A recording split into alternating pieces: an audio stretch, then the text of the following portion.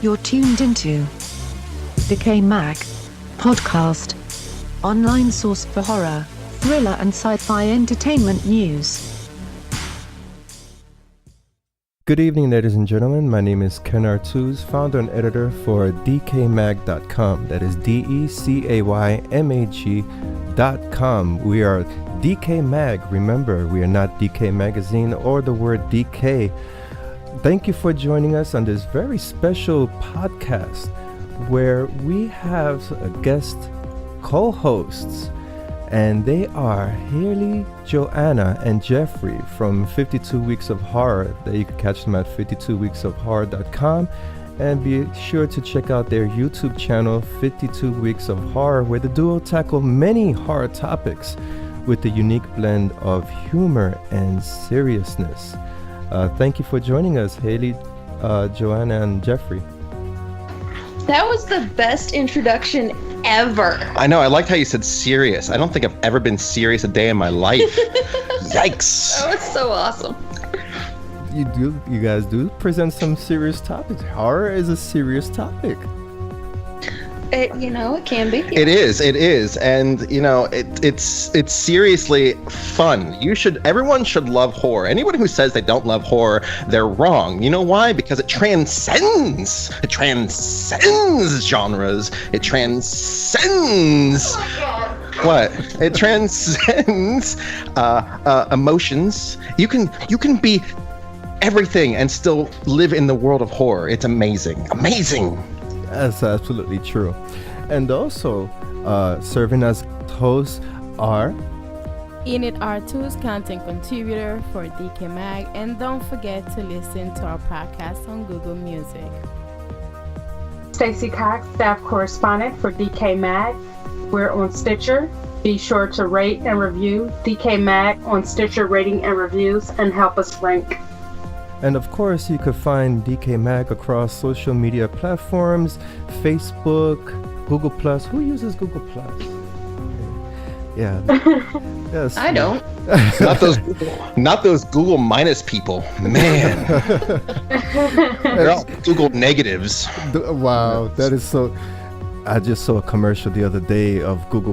They had your Facebook, they had a room full of crowded people. Twitter, there's crowded, and Google+, you had one person. That was sad. That was sad. There's those crickets there. Exactly. And without further ado, we do have a podcast rich with information. We also will be presenting an exclusive interview with Emanuel, director for the Occupants, upcoming found footage horror and science fiction film that's currently on video on demand right now. You can find it on Amazon. And I'll also be presenting my hands-on review for The Evil Within 2, which was held at Quakecon 2017 in Texas. And let me tell you, lucky for me, I got out the day before the storm hit, because wow, I did not picture Texas to be hit with such a forceful storm, and my flight was the morning of. I would have been stranded. Oh man, I'm glad you got out safe though. Yeah. Although, all of our thoughts are with the people in Texas. We hope everyone is safe and gets the help they require and need. Stay safe, scaremakers. Indeed. Thank you. And without further ado, we'll be starting our podcast.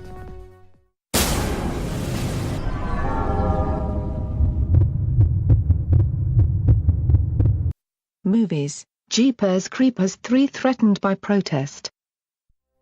The world premiere for Jeepers Creepers 3, which would have taken place on September 13, 2017, has been canceled due to protests. We can't say that we didn't see this coming, as this film has been the target of controversy since the beginning stages of its production. People who had already pre-purchased their tickets to the screening was given a message from Fandango announcing the cancellation of the screening and offering prompt refunds. The decision to cancel the screening was made by TCL Chinese Theater after receiving threats of protest. For those of you who are not familiar with the obstacles regarding Jeepers Creepers 3, it all boils down to director Victor Salva and his track record. In 1988, Salva was convicted of sexual misconduct of actor Nathan Forrest Winters. He starred in Salva's Clown House. He was 12 years old at the time. Salva had videotaped one of his encounters with Winters. Commercial videotapes and magazines containing child pornography were also found in Salva's home. And Salva pled guilty to lewd and lascivious conduct, oral sex with a minor, and for procuring a child for pornography. He was sentenced to 3 years in state prison. He served 15 months. His parole was completed in 1992. This cited from Bloody Disgusting. Due to the extremity of the situation, people are furious for Salva being able to still proceed with his productions. Also, many feel like the victims of Salva were not justified and Salva's punishment was not merely enough. And this I can't agree with, as child pornography is a very serious offense. And I feel that pedophiles are let off too easily. Add the fact that Salva is a wealthy man with a high reputation in cinema, he can more than likely bail his way out of any punishment.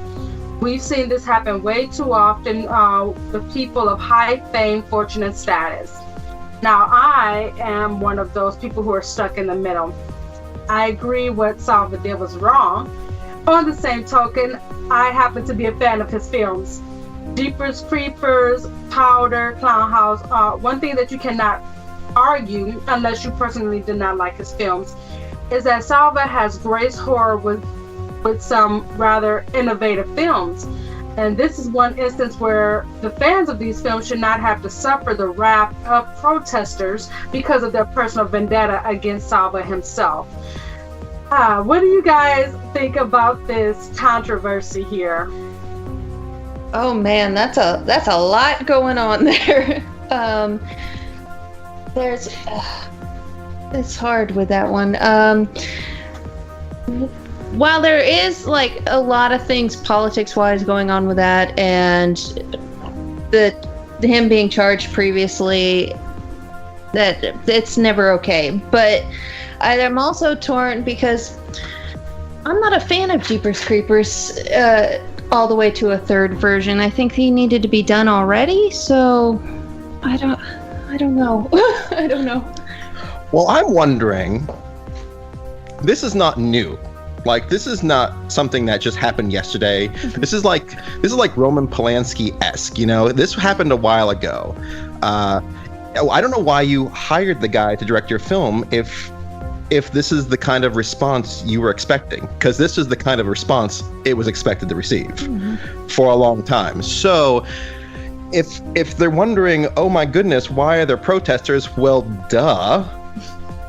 You should have expected protesters because this is the guy you hired.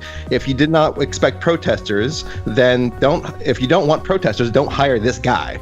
Now, that said, the Jeepers Creepers has never been my really favorite franchise. I enjoyed the Powder film a long time ago. I saw it in a theater, like when I was a kid, and that was okay. But the guy's work has just been kind of like, meh, all right, he does all right. But if you're a fan of the films, go see them. If you don't like, I mean, obviously no one likes what he did because what he did was terrible and wrong. But sometimes if you have to separate the art from the artist, if you really, really enjoy the film, then go see it. But if you think that what he did was wrong and you do not support him or his films, then don't go see it. I think it's a personal choice that everyone has to come to their own decision on. But for the producers who hired the guy, that's their fault. And touching base on your statement, Jeffrey, we have covered this topic before when Jeepers Creepers was first announced, Jeepers Creepers 3. And I had mentioned to Stacy that if you have ever watched Jeepers Creepers, either part 1 or part 2, the antagonizing force, the creature himself, Jeepers Creepers, is an artistic representation of Victor Salva. Because if you notice the film, this creature only hunts males, doesn't hunt the females. And that's a reflection of how he is as a person, and how he was a predatory force on child pornography, and of course to this child actor at the time. So there's a parallel between his vision with this creature and also his real life persona, which is kind of freaky if you come to think about it. That is freaky. I've really never put those together. I mean, I saw Jeepers Creepers, the original, way back in the day, and I don't even remember if I've seen part 2, to be quite frank with you. But I kind of saw it and I was like, okay, but yeah, I've never really put that together, and that's really interesting to me because I've never put those that are parallel together before. Insanely creepy. Yeah. And of course, Enid, you're rather quiet on this topic. What is your input on this?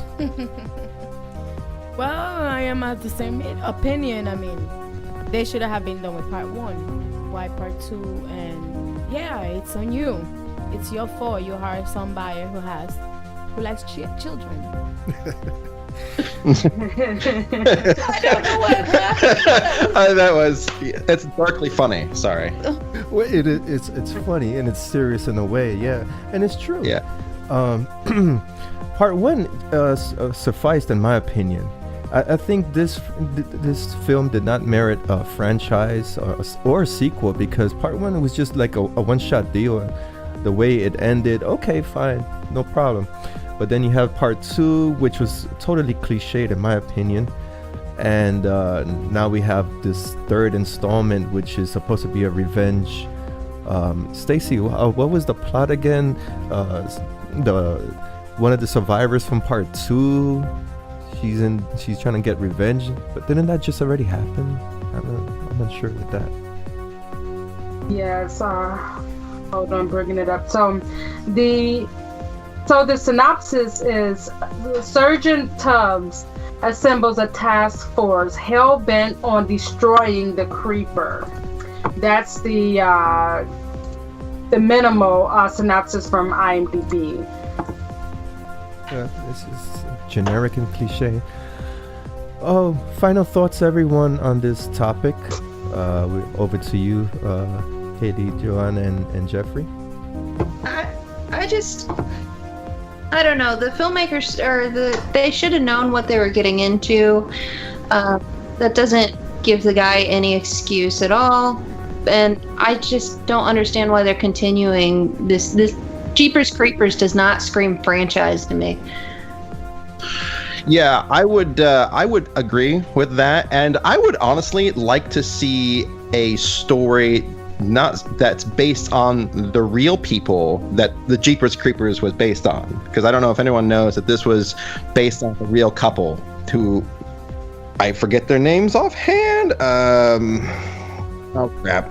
I mean, you know what? Doesn't matter. Oh, Depew. That's who it is. Depew, I guess. They killed some people and then put them in a well, I believe. This is off memory, so yeah. Like some Texas Chainsaw Massacre. Yeah, kind of stuff. Very Texas Chainsaw Massacre. I would prefer to see a story on that and not this version. I don't know, because I feel like anymore, the story. But that's, again, I think what I said before is where I stand on it. It's your own personal choice if you wish to go see this movie or not. What the guy did was absolutely horrible. Whether or not he deserves more time, that's for the courts to decide, not myself. But yeah. Stacy, final thoughts? I don't know. This is you enjoy the Jeepers Creepers theme. Yeah, I did. Especially the first one. I did enjoy it, and I have to agree with what Jeff said. Separate the art from the artist. That's the way I feel about this whole thing. It will never be right or justified which Salva did, but for the fans of the films, they shouldn't have to go through that, and a lot of people have been waiting for this third film. So well, my opinion is I practical effect wise, I think the Jeepers Creepers antagonist, he looks awesome.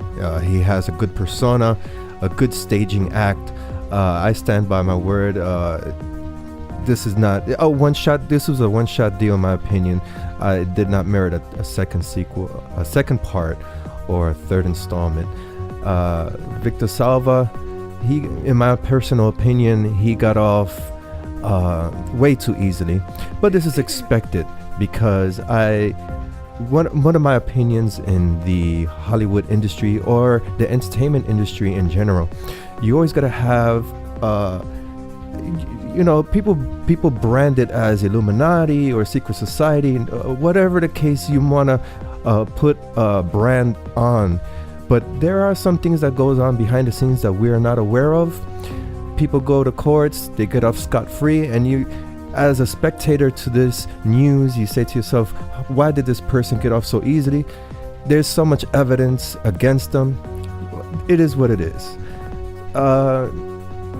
Just what you mentioned, Jeffrey, if you want to see the movie, go right ahead. If not, you have your right to protest, but to stop a film completely, it's America. You could do what you want, but the film is out there. What else can you do? Another Wolfcop to release in Canada, December 2017. All right, Lowell Dean is at it again with another Wolfcop, and I have to say I'm stoked. Okay, they're going to show it in Canada for screening, and so far what we know is another Wolfcop continues the legend of alcoholic werewolf cop Lou Garou, best name ever. This time around, Wolfcop must spring into action and fight an eccentric businessman who has evil intentions of seducing Woodhaven's residents with a new brewery and hockey team. Oh my gosh, sounds amazing. If you haven't seen Wolfcop, the first Wolfcop, the practical effects are amazing. The transformation is one of the best transformations I've ever seen in my life. We did talk to Lowell Dean, and he said that another Wolfcop is dirtier and hairier, and I am so excited because of it.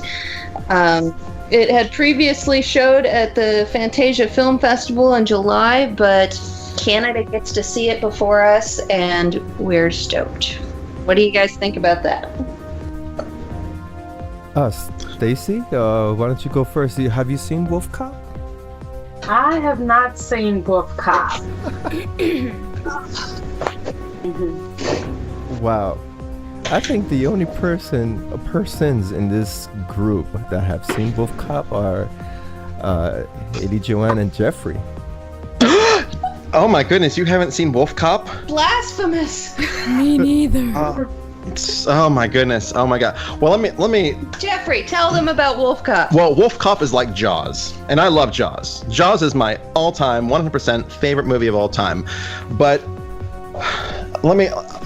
this is going to be a little bit of a stretch of an analogy, a metaphor, if you will, but Wolfcop is like Jaws. In the sense where Monster Squad, the movie, everyone knows Monster Squad, yes? Yes. Cool. Monster Squad asked the question, does Wolfman have nards? And we found out that Wolfman, yes, does have nards. It has taken us all the way up until Wolfcop to see those nards, and we see the wolf cock, if you know what I'm talking about. Actually, I didn't even have to really say if you know what I'm talking about, because that's what you see. You see it. It's like the scene when you finally see the shark, you finally see the wolf nards, and it's something. It is something, and the rest of the movie is just something to behold. It is just a splatter fest of wolf gore and nards.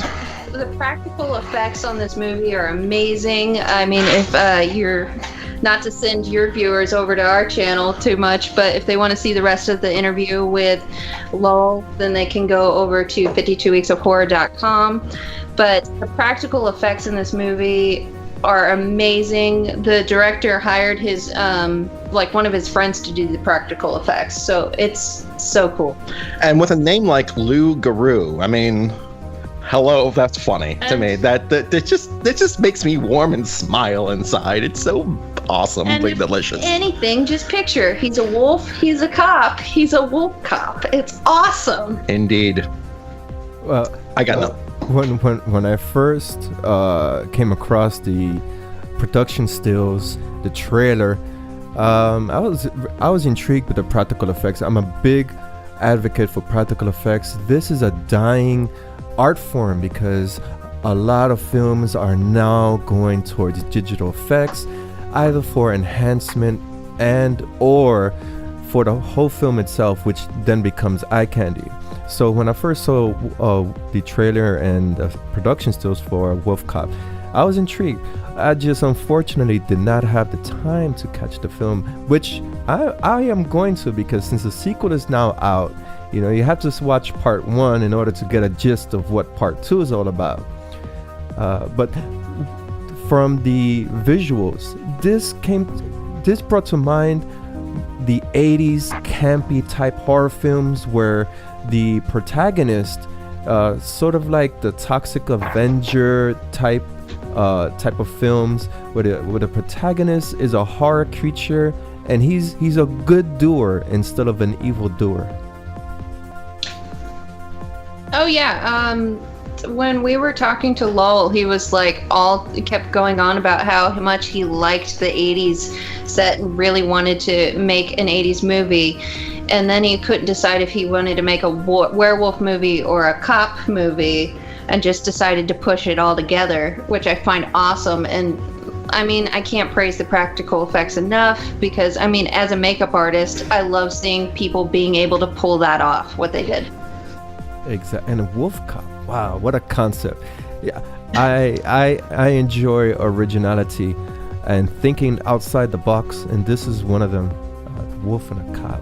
Who would have thought? Who would have thought? Oh yeah, it's beautiful. It's a beautiful film. I mean, it's ridiculous. It's awesome. I don't want to spoil anything for you guys because it's so good. But and to be fair, we reviewed this show on another podcast, and not everyone liked it. But then again, horror was not their thing, and they were wrong. So. Sam, I'm talking to you. Anyway, yeah. So that's that. But it's amazing. Everyone else who I know who likes horror has loved that film. So it's beautiful. It's campy. It's cheesy. It's got great tongue-in-cheek moments, and there's just little just Easter eggs of werewolf lore and history kind of spread throughout the film. And for those of you who like the mythology of the monsters, like those kind of things, it's just like a little treat. Every single frame is just a treat because it's just fun. It's just fun. That's amazing. And I hope more films such as this start to pop up, especially in the indie scene. You have young filmmakers, aspiring filmmakers, always trying to push the envelope. And most recently, we covered a film that is similar to this, which you have an antagonist portraying the protagonist, and that's the Quacky Slasher, which was directed by Stuart Spark. And this is a guy who he's a serial killer with the mask of a duck, and he's out killing the bad guys. So yeah, these films are out there. It's campy. And you could just bypass if the acting is not so good, because that's how the film is supposed to be. Right. Wow, that was like in stereo. Yeah. Ooh. Yeah, no, I mean, it's also fun that like most of the filmmakers coming into their prime now, we're kids of the 80s and 90s. So, you're getting that kind of nostalgic feeling of that time period. That's why you're seeing like the new film, It, coming out, takes place not in the 50s like it originally is in the book, but in the 80s. You have the Stranger Things on Netflix, which is now set in the 80s. You're getting more and more things that are set in that kind of time period. Even the film Super 8, I believe was. Super 8, I think, is in the 80s. Is in the 80s, yeah. Like, you're just getting all these films all these filmmakers who have a nostalgia of growing up in that time period, who experienced the horror of the slasher flicks of that time period. really kind of gravitating towards it, and you're getting that kind of 80s stylistic view coming back, because that's what was popular then when they were kids growing up, and I support that. Exactly. And that just makes you wonder, are they targeting a particular demographic? Like, are we getting older that we could associate with these films? Like, oh yeah, I remember that. Yeah, nostalgia is in now. Sorry, but nostalgia is in. That's what it is. Yeah. And Stacy, any final thoughts? You've been mighty quiet over there. No, I have to see Wolfcop. It definitely sounds interesting. Yeah. Yeah, you will not forget the bathroom scene. Let me just put it so straight.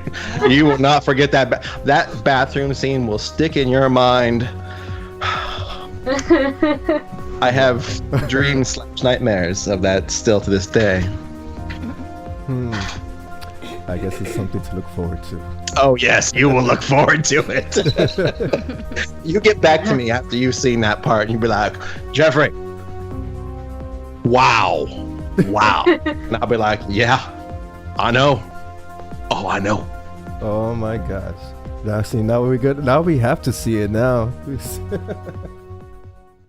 It too in pre-production. We have some news about Stephen King's adaptation book, It. And according to the GameSpot, the script for Part 2 is already in the works. Here's what producer Sir Graham Smith had to say on an interview in Los Angeles. We are locked and loaded and ready to jump in the minute they say go. The script is not done, but the script is being worked on. Obviously, we all are filmmakers and we are just champing at the bit to get started. And we have a very exciting shape and is working away. As the script for Part 2 is not greenlit yet, he also said, I feel somewhat optimistic that we'll get to make it, but there's been no official decision. It Part 1 will hit theaters September 8, and in this part, the story will be about kids facing Pennywise in the 1980s. And in Part 2, it will pick up after 27 years when the monster wakes up and starts killing again.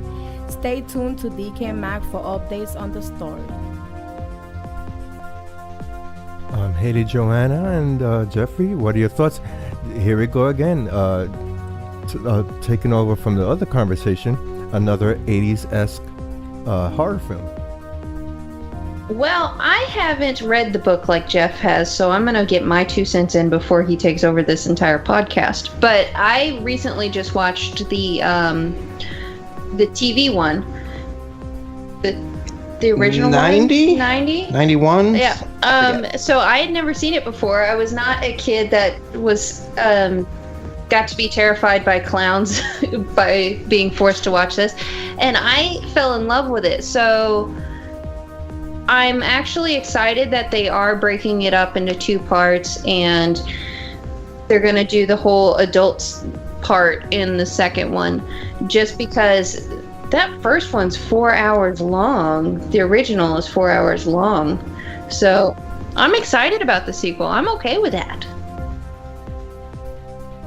Yeah, has anybody read the book? Have you guys read the book before I go into this? No.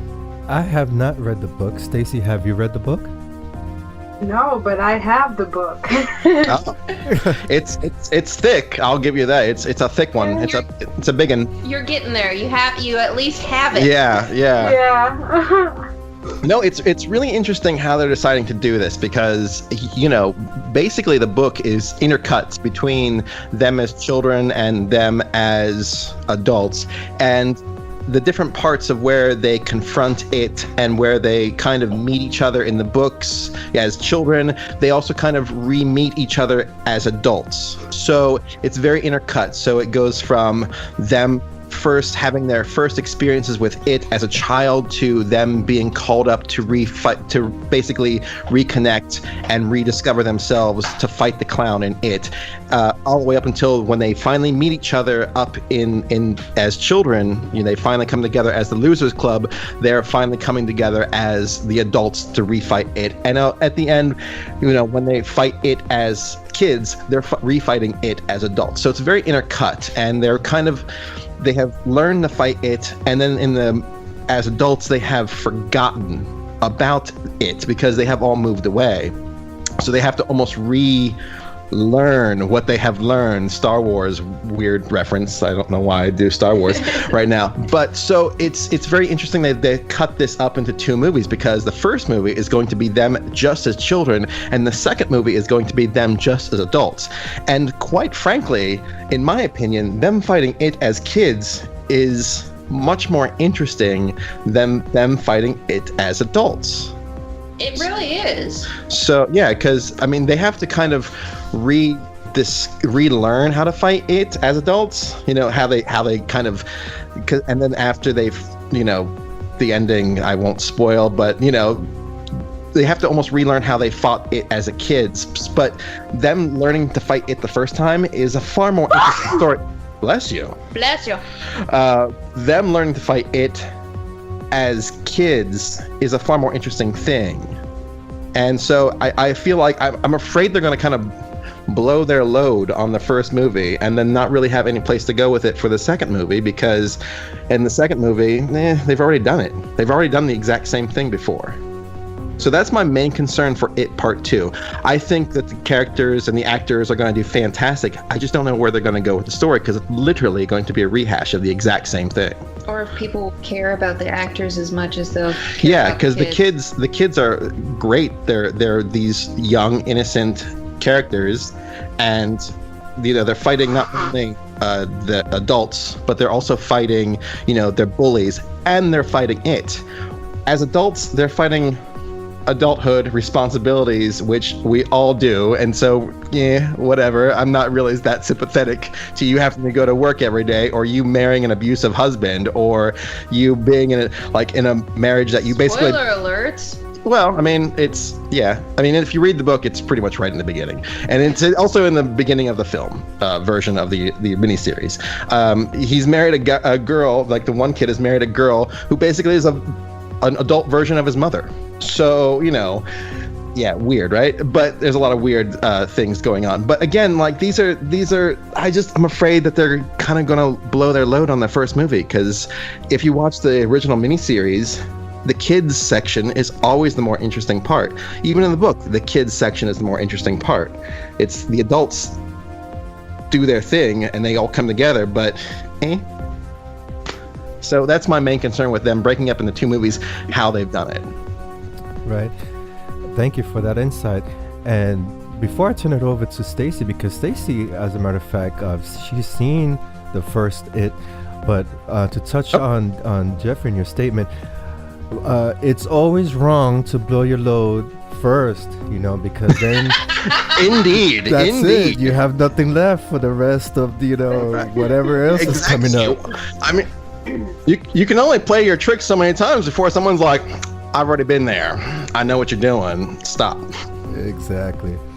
Stacy, take it away. Well, yes, as I've mentioned, I do have the book. I bought it some time ago.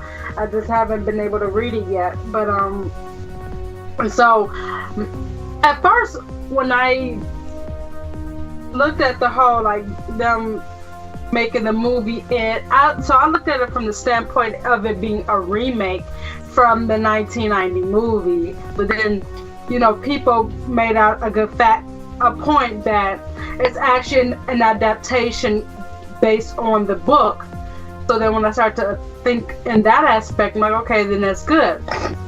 Now, I did also note that I wasn't a fan of the new Pennywise costume, but then also I've been told that if you read the book, the costume is tailored to the book, so I'm not sure, you know, if that's true or not.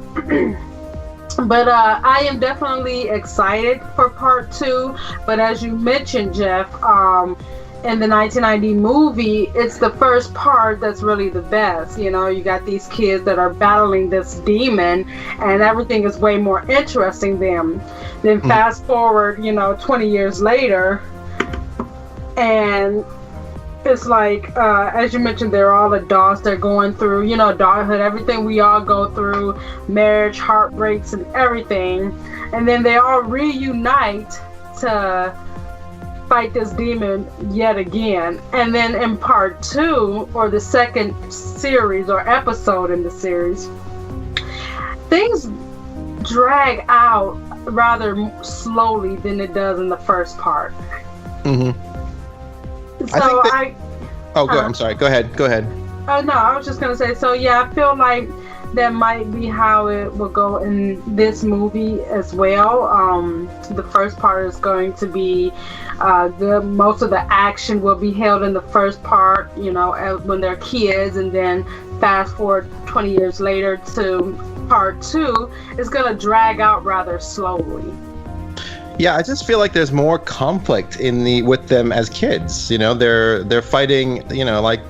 That's the thing. That's the thing with filmmaking, is you want to put conflict in, and you want to have your characters fight against something. So having children fight not only adults who are trying to basically teach them that they shouldn't be scared, which is oftentimes what happens in the book. Then you have the kids. They have their own bullies that they're dealing with, and the gang of bullies they have to fight, and they come together just to kind of find the sanctuary amongst themselves. And then they're plus fighting this monster that is a shapeshifter that can turn into anything that they fear. Like, you have 3 things that's going against them, and they're and as young children, that's like, oh my gosh, you've stacked the deck so far against them that's interesting. As adults, all right, you're adults. You have money, you have jobs. In fact, all of them are rich, except for Mike, who stayed in Derry, Mike Hanlon. All of them have become very successful at what they do. So they all have plenty of money.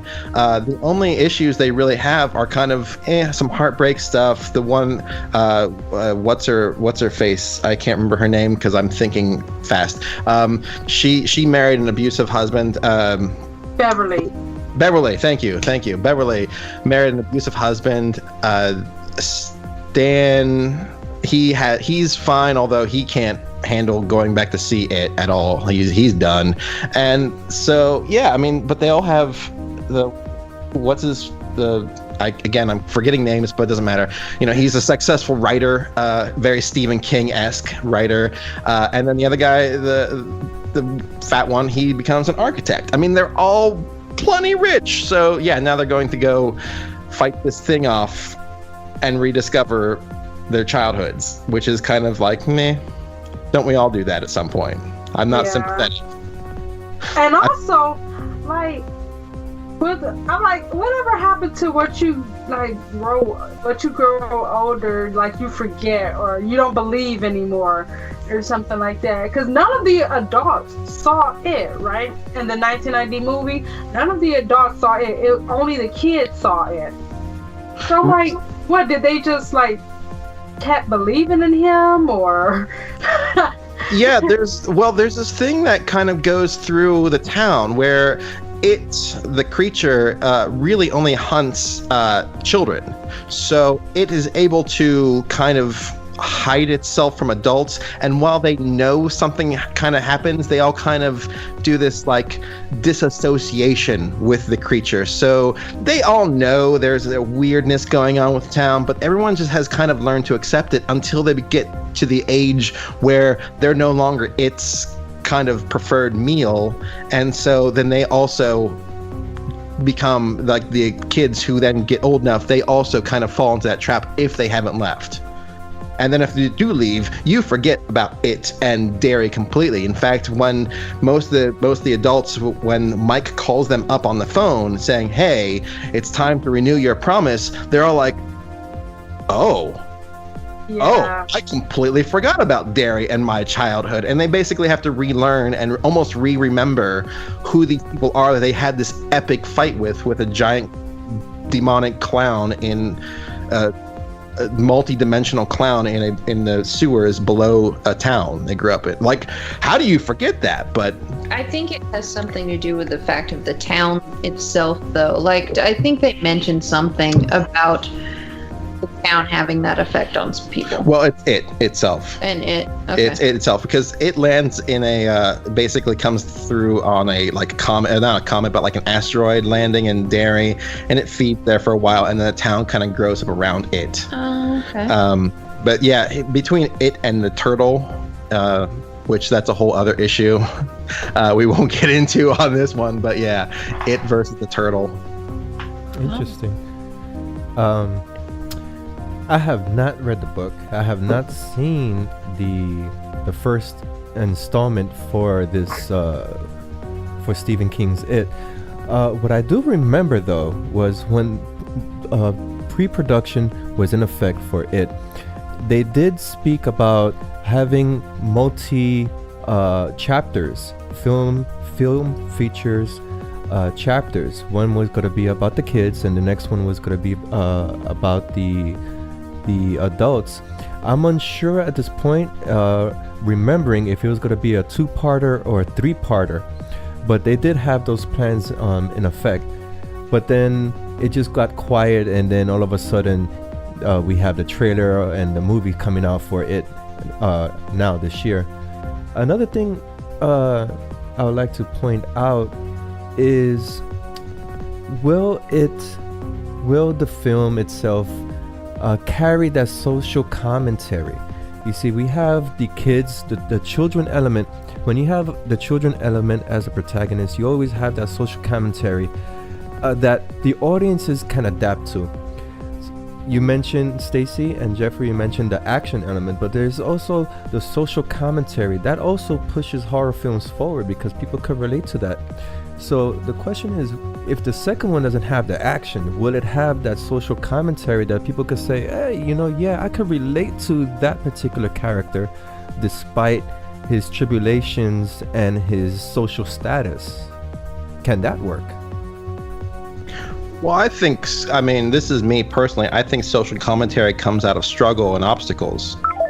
You know, I mean, we as filmmakers, as writers, as lovers of the horror genre, we all, the commentary comes from not just saying, oh, this is going to be about LGBT issues. It's about the struggle of someone who is trying to discover themselves in a world that's against them. So, that's, I think maybe there is a social commentary, but usually it's, at least for it, for what I gathered from all the book and from the miniseries, is that it's a loss of innocence and a preying upon the innocence and of the monster. So I don't know how you would do that with the obstacles that they have to work with. Interesting. Deathnote sequels to follow. The Hollywood Reporter published an interview with director Adam Wingard earlier this week, and Wingard stated some insight on Deathnote and a potential slate of sequels. For those unfamiliar, Deathnote is an Americanized supernatural action film now streaming on Netflix. The concept is based on the popular manga that spawned an anime, then a series of movies, a TV show, and a short-lived musical. Deathnote is from creator Shingumi Onba and illustrated by Takeshi Obata. The topic of the article was on a potential sequels, and from what I stated already, Deathnote is a sensation in Japan. This after the manga was first introduced in 2003. Many, including myself, have voiced protest on Deathnote's whitewashing of the cast. This is nothing new, as films Hollywood has dished out, such as The Grudge, The Ring, and One Missed Call, all were regurgitated concepts from Asian horror marketplaces with a Caucasian cast. Sequels for Deathnote are expected. The story is deep and rich with intrigue. 4 films were released as a franchise in Japan, yet director Adam Wingard reflects some type of contempt in his statement to the Hollywood Reporter. He stated as follows, I quote, "Sequels are never guaranteed. They have to be earned," unquote. Wingard does make a point, and the article continues with Wingard stating that Heat Vision, he stated the following, quote, "At the end of the day, there are a lot of places to explore, where to take Light," which is one of the characters, "and ultimately this series is short about most of his downfall as a character. This is sort of the beginning of it, or the origin of it," unquote. He continues by stating, quote, "There are definitely lots of places to go, and we know generally where we would take it. Hopefully people would watch it and Netflix will order a sequel. They definitely are ready to. They just need people to watch it," unquote. The article goes on to note that Adam Wingard says 2 or 3 movies was the goal, which he pitched it to Netflix. I haven't read on the critics' reception to Deathnote, but the success for this particular film is not only vital as a franchise, but for Adam Wingard's directorial capabilities. Adam Wingard is notable for some genre-defining horror films, You're Next, The Guest, which is 2 of my favorites. Yet something happened and the creative director went the route of making remakes. Take the failed Blair Witch remake, and now we have Deathnote, and I Saw the Devil is next on his radar. The Deathnote sequels are pending, but I wouldn't be surprised if Netflix does give the green light regardless of high remarks or low remarks. So the topic is out there. Haley, Joanne, and Jeffrey, what are your opinions on Deathnote and its subsequent sequels?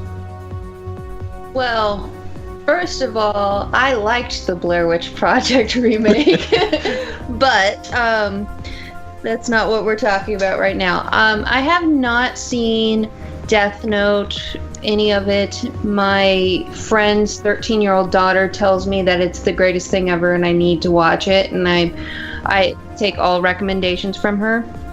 But if it's good, I mean, go ahead and make sequels. That's great. But oddly, if it isn't good, Netflix will probably still continue it, just because I mean, Adam Sandler's show's still going on there as well, along with The Ranch. But I mean, really, I mean, as long as I feel, if it's good, keep going with it. If it's not, cut it. Yeah, I have not seen the live action Death Note yet. I have been watching some of the anime, and I've been slowly getting through that as much as possible.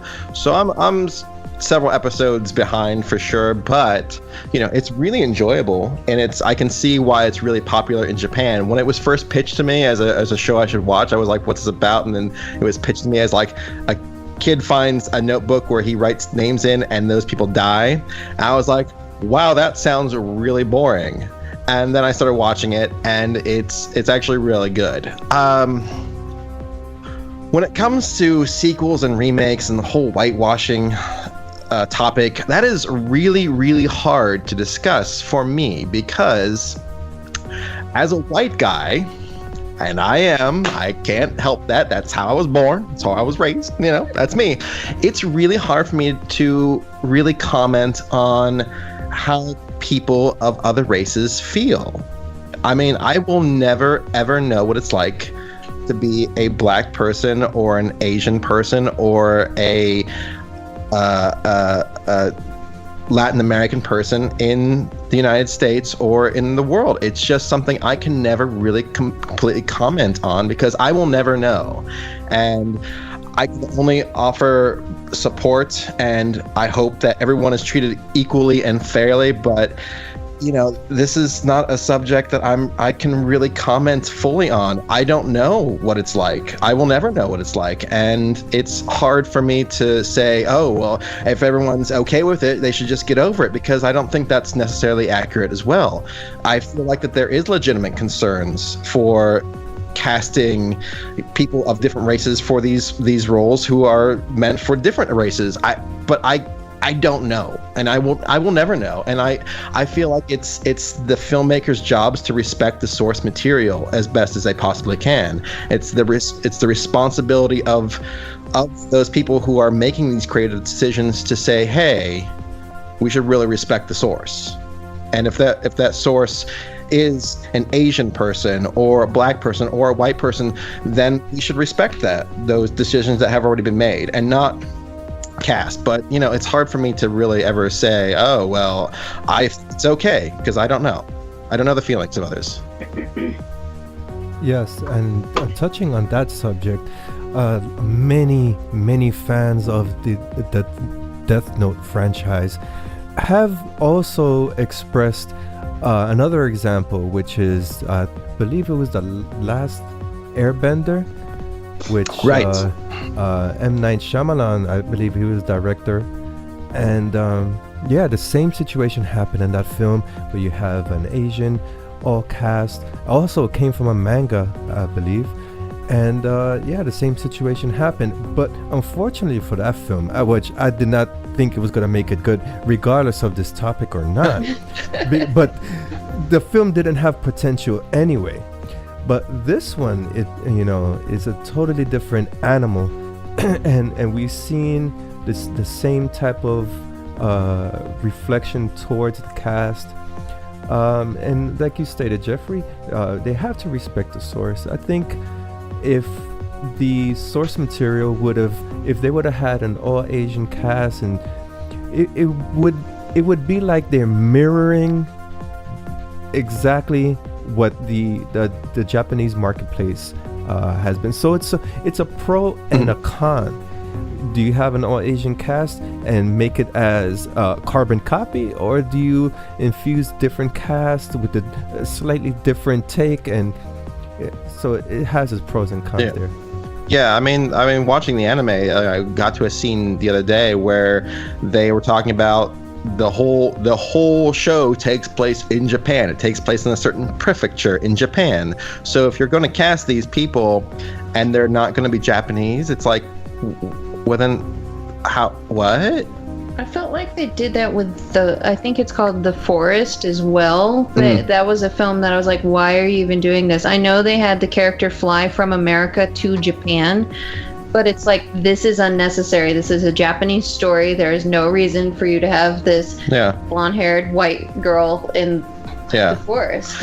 And to bounce off that, I mean, there was the film The Wall, I believe it was The Great Wall with Matt Damon. Oh wow. Right. I didn't see it, to be fair. I didn't see that one. But he was called up by the Chinese producers to star in the film. So I mean, it's okay but these are the things that do happen. I mean, nothing is cast in a vacuum. But again, these things should source. I feel like if you're not going to go off the source material, then at least have a good reason why you're not doing it, and be prepared for the public's response. The backlash, because you're going to get one. You're going to get one. Exactly. And Stacy, what is your opinion on this Deathnote? Have you seen Deathnote? The anime, manga, musical? Well, I haven't seen the anime. I did see one of the films that you sent to me a while back, but it was a live action version of it, and I thought it was really good. And I do agree with you guys when you say when you adapt a movie, it should stick to its original source. But my whole trouble is with American directors, I should say, just remaking so many films instead of like coming up with some new ideas, new material. They're remaking all these films just in general. Yeah, that's a problem. That's a problem out here. And coming from a filmmaking and working within the industry, the problem is not so much that there are no original ideas here. There's lots. There's plenty. It's just the executives in the studios and the distributors, they want surefire hits. They want surefire things that are going to make them money. So they find stuff that already has a fan base as much as they possibly can, and that's what they'll make. They would rather remake a movie they would rather remake Star Wars than for $160 million than spend $10 million to make something original, because the $10 million may not come back, and they're going to spend double, maybe even triple that amount of money in trying to get an audience for that film, rather than spending the money that they know they're going to spend and know they're going to have for the most part, they're going to have a fan base. And I use "know" in scare quotes there, because And for example, going off of what Jeffrey said, and it's not horror exactly, but think about this. It took Deadpool 11 years to get made because no one thought that was going to be, no one wanted that. They're like, we want the X-Men, we want, Captain America, we want this. Deadpool took 11 years to get made because they didn't think there was an audience for it. And look at it now. It took a leak. It took a leak of test reel, and basically they filmed the video to go viral before they had even thought about putting it out, giving money, even a modest budget to the film just to make that one, because they didn't think it was going to make money. They thought that Deadpool was a kind of weird, quirky character that was fringy and no one was going to go see. They would have rather spent money on a Wolverine film that they knew was going to make money rather than spend money. And when they did try to introduce Deadpool into that, they effed it up completely, and then that was one of the biggest complaints, was that character. It was a terrible movie to begin with, but I think Ryan Reynolds walked off of that set, but that's getting off topic and going out of horror and going into a whole nother thing. And there's an interesting point, and it also touches base on what we're discussing here. Hollywood seems to be doing the remake thing, the reboot thing, the superhero thing, and it all comes down to money. But the question is, what's more important? Is it vision, or is it monetary profits? And one thing that you have to give the Japanese and Asian markets, they always coming up with innovative stuff. And they take risks. You always have to take risks in business, no matter what type of business it is. It could be filmmaking, music. They came up with Attack on Titan, which is another anime, manga, and now it's a feature film. It has another one.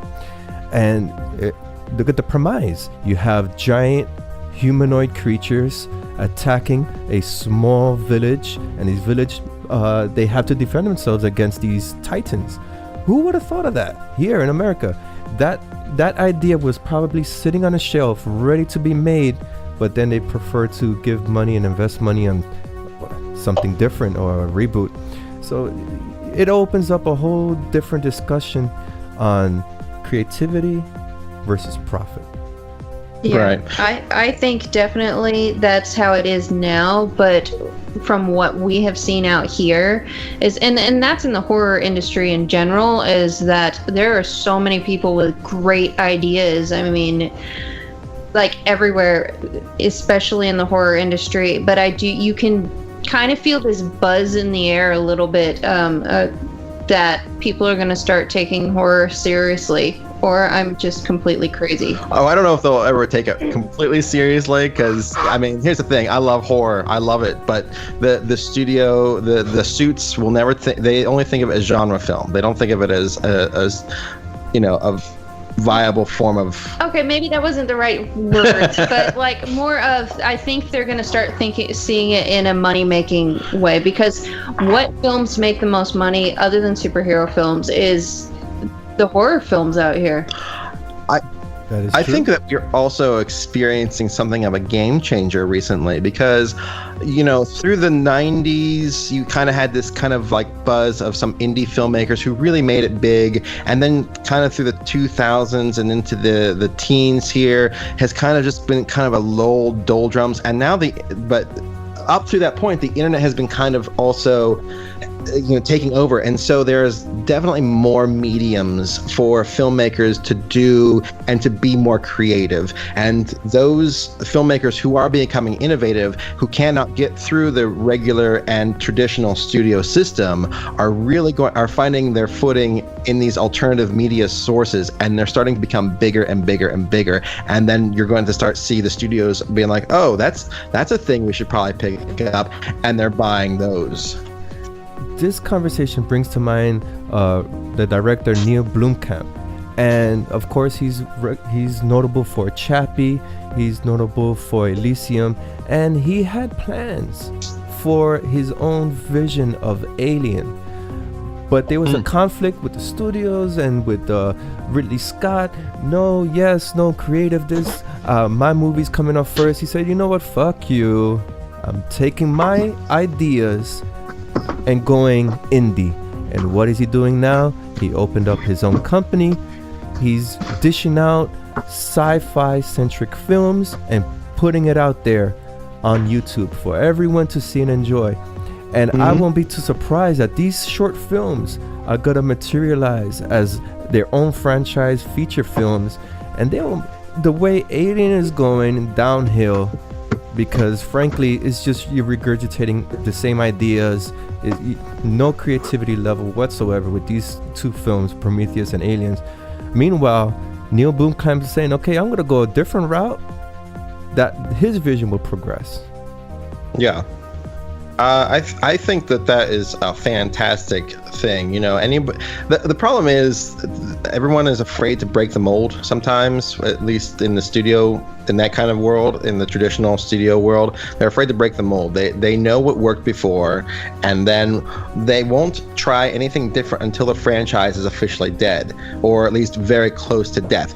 And my answer for that, and my example for that is something that it came out last year and a half ago. It's basically a sequel, but it was redone to the point where it doesn't seem like a sequel. It seems fresh, it seems new, and it is one of my favorite movies that's not horror, is Creed. Creed was basically Rocky, a reboot of Rocky, and it's genius. It's so good, it's so well done, and it was taking the things that worked, but putting a new twist, being creative, doing something fresh with it. Yes, it was almost beat for beat the original Rocky, but it was so good. It was so good, and that's what I feel like, Neil Blomkamp is doing with his films, is he's taking these ideas that were at one point now becoming stale in the traditional system because they're afraid to break the mold. He is breaking the mold, and he is doing very, very well with his stuff. So true. I'm just waiting from an MMA fan to close out this segment. From an MMA fan, you mentioned Creed. I'm hoping they'll make a film on Conor McGregor. They should call that one Notorious. That would be awesome. I'll go to see that one. There you go. I almost felt like the antagonist, the boxer, was almost kind of based on him a little bit, but I could be wrong. I'm not much of an MMA follower so much, but I was like, when the recent McGregor versus Mayweather, did I say that right?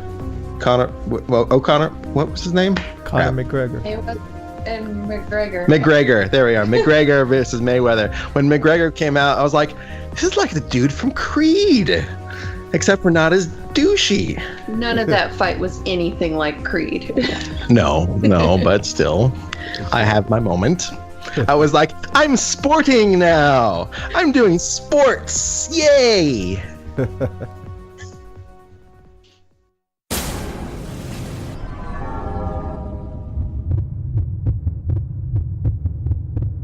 Featured topic: Quakecon 2017, The Evil Within 2 review.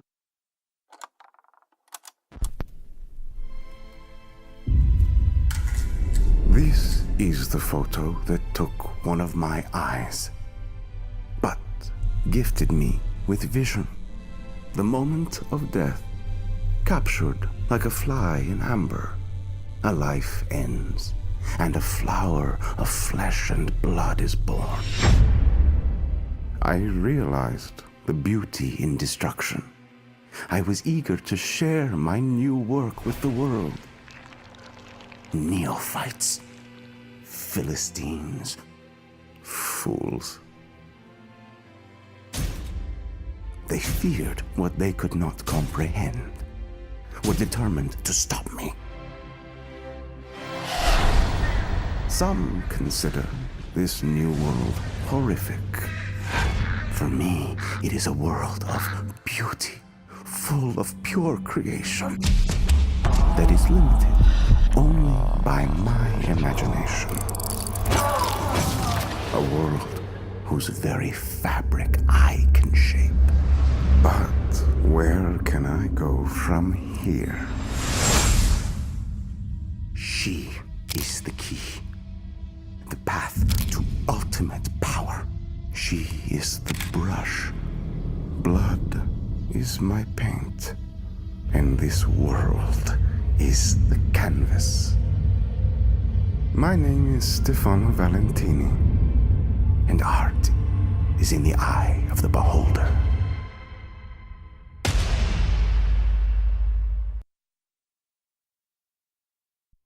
The Evil Within is published by Bethesda Softworks, developer Tango Gameworks. This is a survival horror genre and is produced by Shinji Mikami.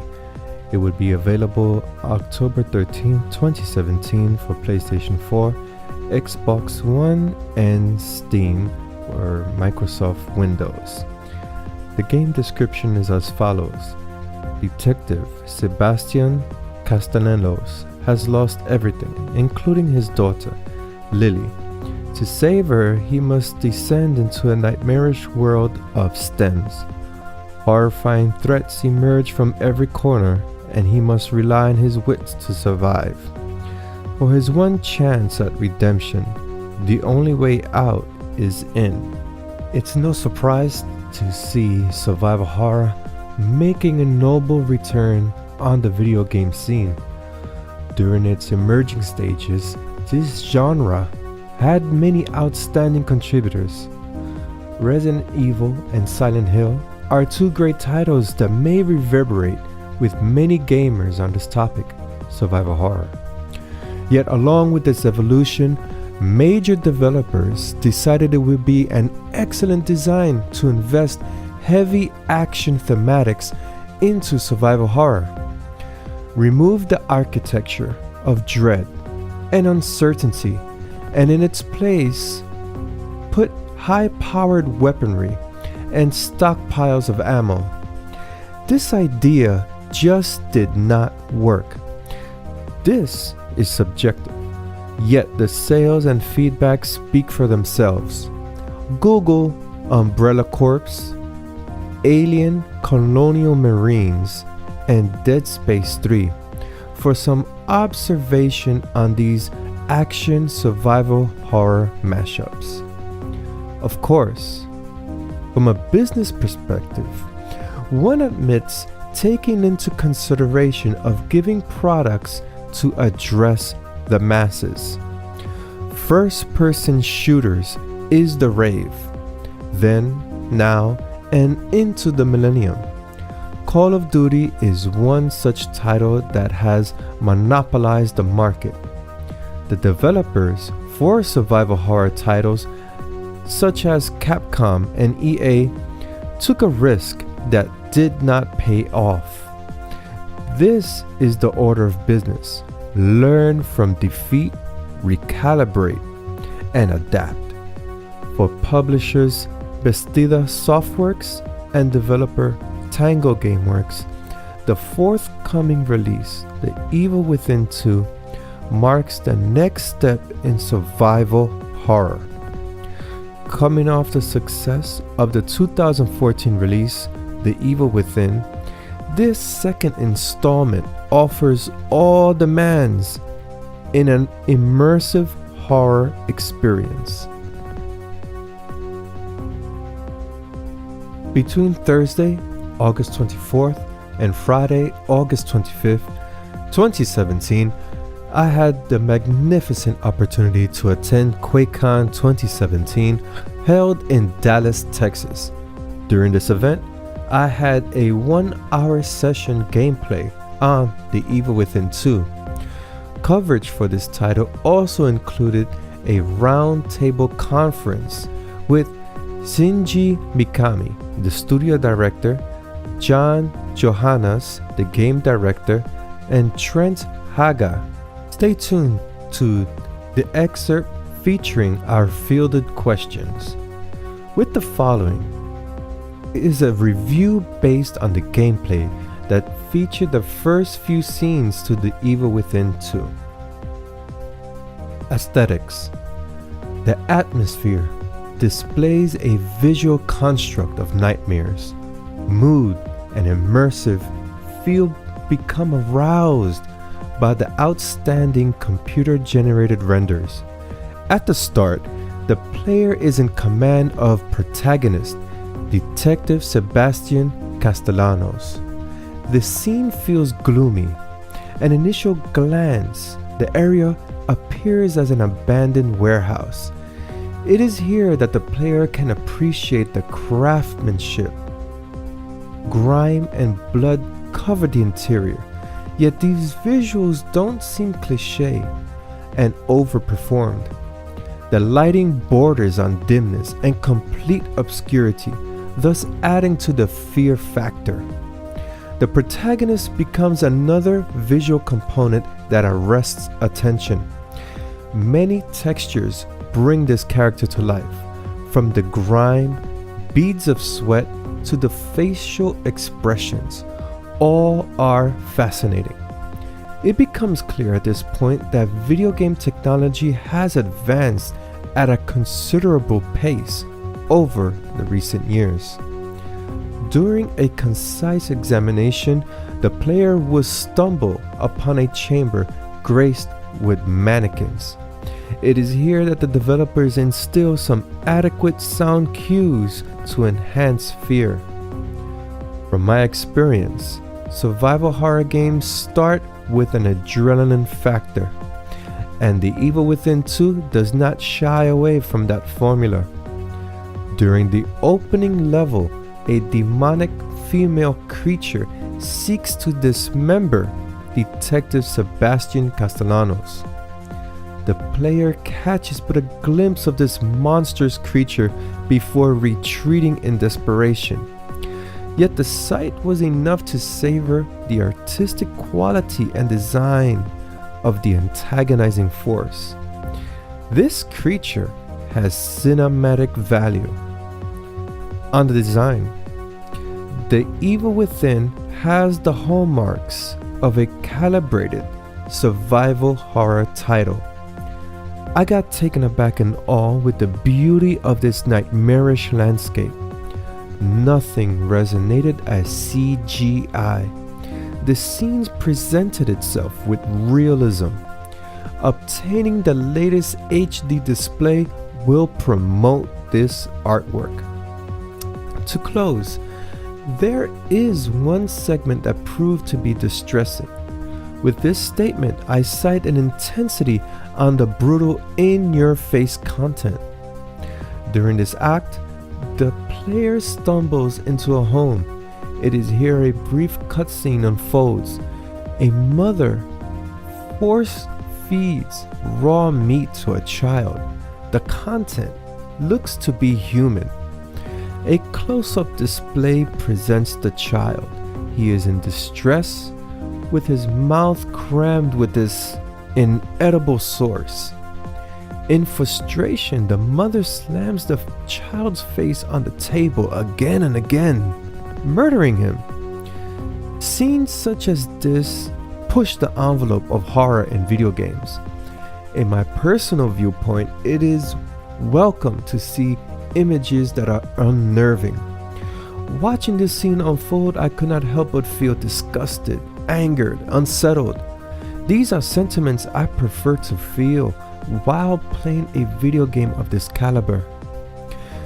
Game developers are cognizant of the psychological impact these scenes provide. It is at this stage that game designers can toy with other conditions of emotions. With a violent action sequence follow, will the player have the privilege to dispose of this heartless villain? In this specific incident, both challenges are progressing narratives. Controls. The Evil Within 2 offered the conventional configuration in game control. Inventory and attack functions may take time to get acquainted for some. Overall, there was no concern during my hands-on gameplay experience. 2 years back, I had bought a copy of The Evil Within for the PlayStation 3 console, but due to time constraints, I had never had a chance to partake in this game. The Last of Us was the last survival horror title I had played, and prior to that was Dead Space 3. I believe the easy-to-learn control scheme on The Evil Within 2 will address both veteran and casual gamers. Narrative. As I had mentioned, I bought the initial release to this franchise, but never got around to playing it. On that note, I'm unfamiliar with the storyline, arcs, conflicts, yet this did not hinder from my gameplay experience. The Evil Within leaves a sufficient plot as a standalone experience. Mentions of the comprehensive storyline are given during gameplay. This becomes useful for gamers, such as myself, that are unfamiliar with the story. The Evil Within 2 carries its own drama to express and branches off into different horrific horizons. From my background on survival horror, The Evil Within 2 suggests familiar trappings. It is hard not to equal Detective Sebastian Castellanos with characters such as Isaac Clarke from the Dead Space franchise or Leon Kennedy from the Resident Evil franchise. Overall, these characters get thrust into a situation they do not want to be in. The ambition from each mimic one another. Each seek to locate a loved one within a hellish realm. My hands-on experience with The Evil Within 2 remained limited, thus an adequate analysis of the narrative seems incomplete. From what I encountered, I'm captivated. This storyline and accompanying visuals validate purchasing the game and PlayStation 4 console. Originality / redefining. If there is one flaw with The Evil Within 2, it would have to be in individuality. The game appears all too recognizable. There are considerable influences with Naughty Dog's The Last of Us. For example, infected, homicidal humans have overwhelmed a metropolis. Here, the player must practice stealth to evade these creatures. Glass bottles discarded throughout the path become useful. In one critical throw, these bottles can persuade the creature's attention. This outline describes The Last of Us, yet The Evil Within parallels this formula. For a casual gamer, this activity may seem nerve-inducing. For those acquainted with survival horror genre, this becomes monotonous and senseless. This part of the gameplay turned out to be the undoing.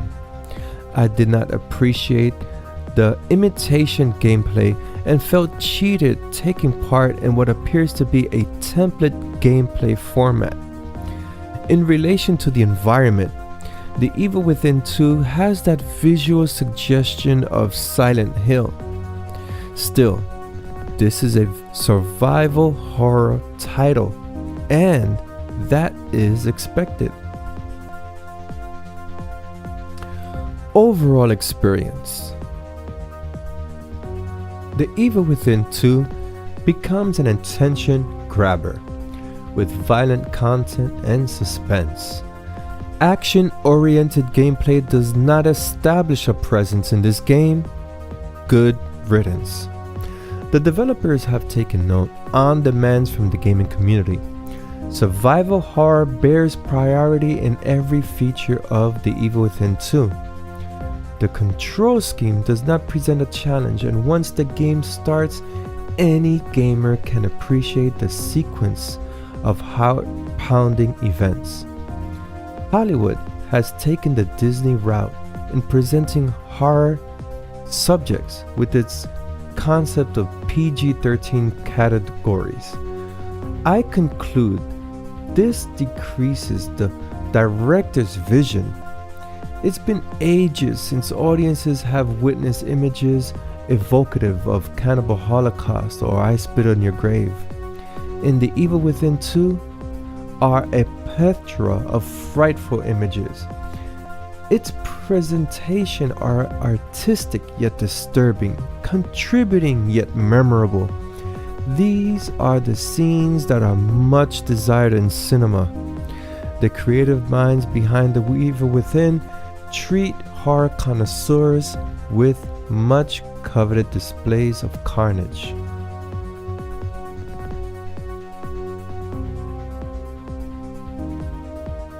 Replay value. As with any survival horror title, there are several gameplay preferences to choose from. The Evil Within 2 provides 3 degrees of difficulty. Here, skillful players can try their hand on more challenging approaches to the game. Aside from the slate of upcoming DLCs or downloadable content, The Evil Within 2 will have level of replay value.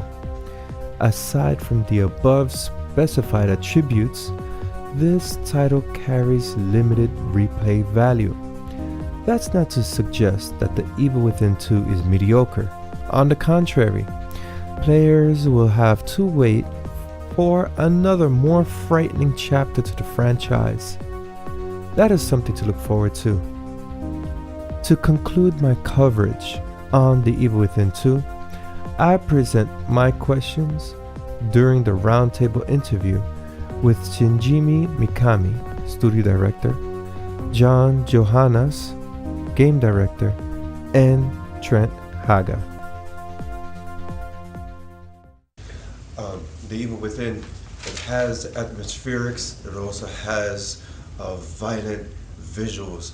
How important was it to blend these two different horror mediums into one video game package? This is an open-ended question.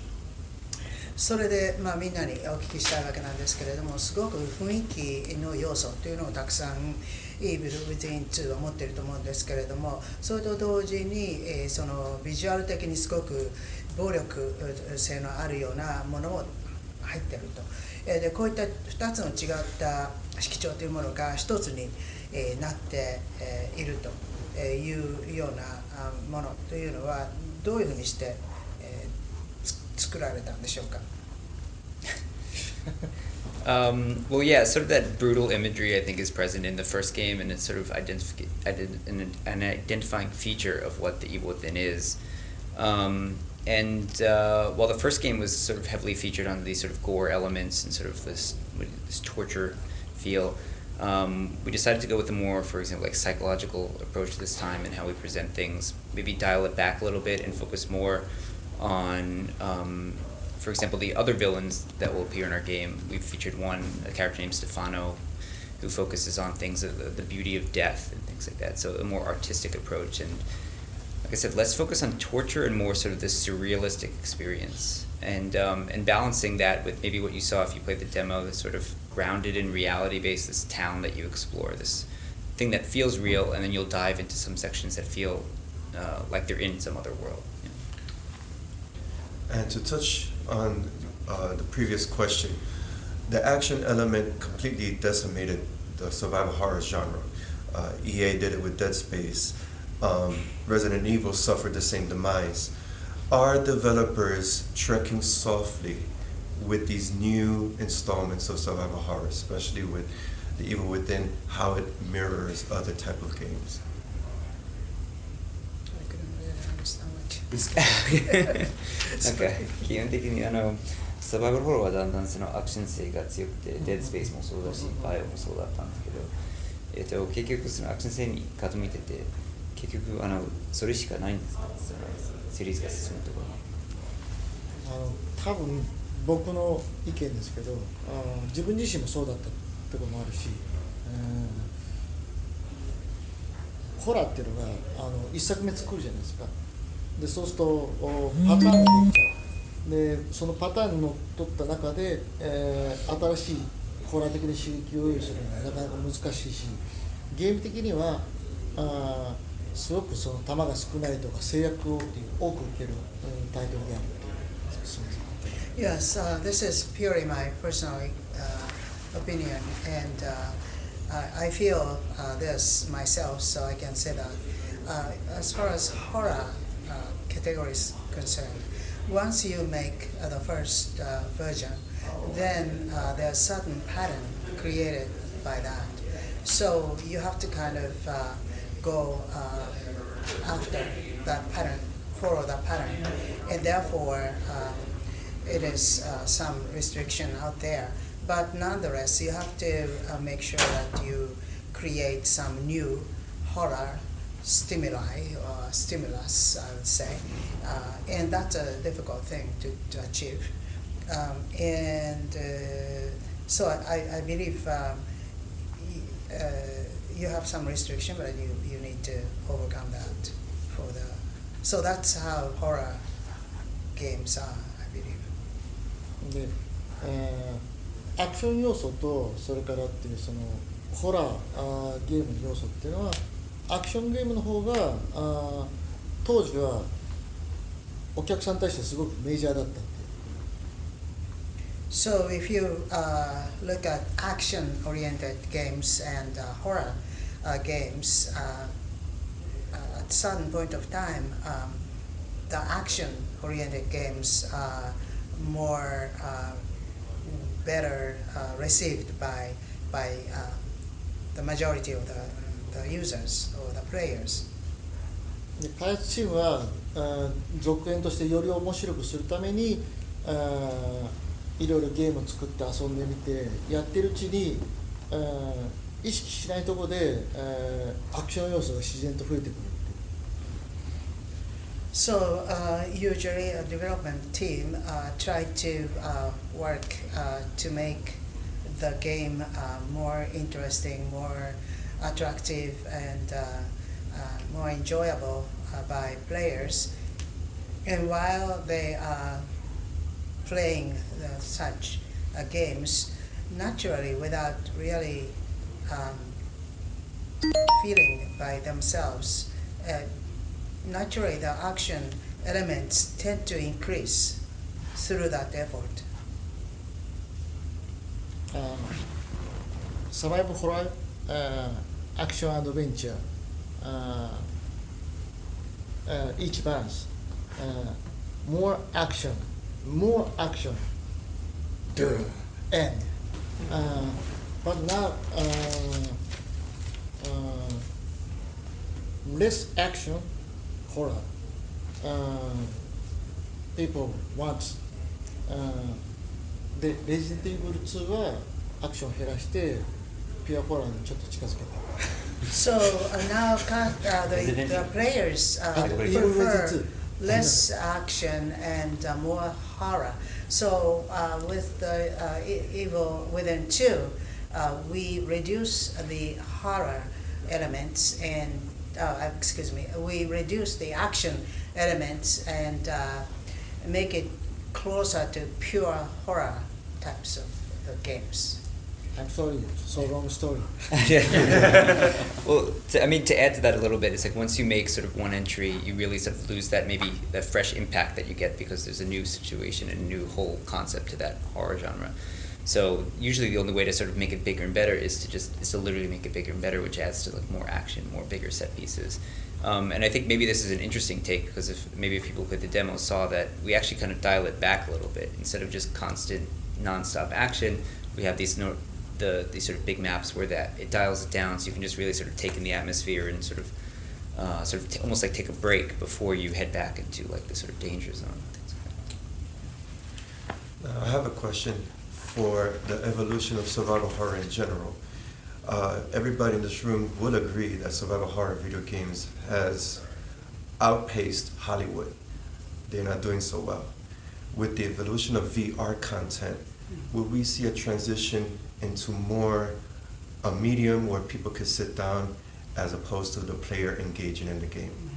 それでサバイバルホラーの、そのジャンルのこれからの進化ぶりについてお聞きしたいんですけれども、このサバイバルホラーが出てきた時には本当にハリウッドをしのぐペースで進むハリウッドを超えていたというふうに思うわけなんですけど、またこの VR が出現しておりますが、このプレイヤーが座ってプレイするっていうのとプレイヤーがその実際に自分が関与してそしてその中に入ってやるっていうのとあると思うんですが、これはどっちの方向に進むんでしょうか。どっちの方向ってどういうふうに進むんでしょうか。これからどうなるんだって。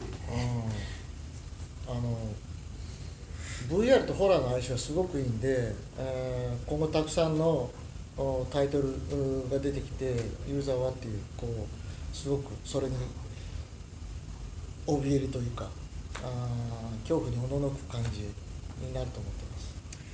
Yes, I believe VR goes very friendly with horror games, and therefore we will see many more titles with horror theme, but VR version, and players will get much more horrified when they play VR with horror. This last question was centered towards actor, screenwriter, and director Trent Haaga. The question reflected on Haaga's opinion on the indie horror circuit. Okay.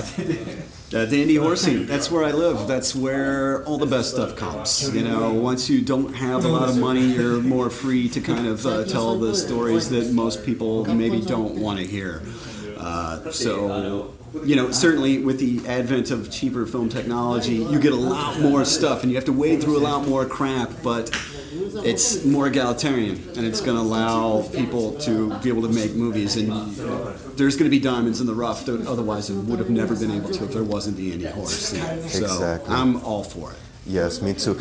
I cover the horror scene, film, the indie scene with a strong focus, because these are the guys that's really going to push the scene forward. And thankfully we have Kickstarter and Indiegogo that helps them along the way. Exactly. But I've always been in the indie world. I am not out of the indie world, and I'm really comfy here, and I am surrounded by people that I consider to be the best filmmakers in the world, even if they don't have $50 million. Right, exactly, right. Money, to what I've heard from the people that I've interviewed, it just buys you time. Yeah. It doesn't buy you quality. Exactly. Right. This is exactly the truth. Yeah. Well, thank you for your question, your answer.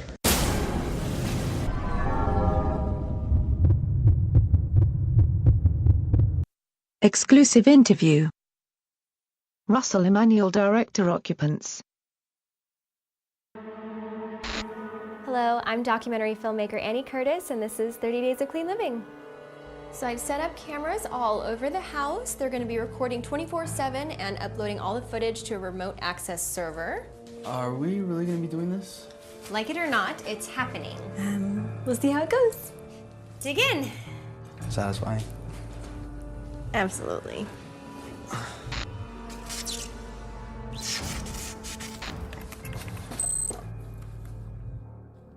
It just switches over, out of nowhere. As unbelievable as it sounds, I think we just recorded an alternate reality. It alternates between filming our world and another parallel world. There's a connection, a bond. It must be getting stronger.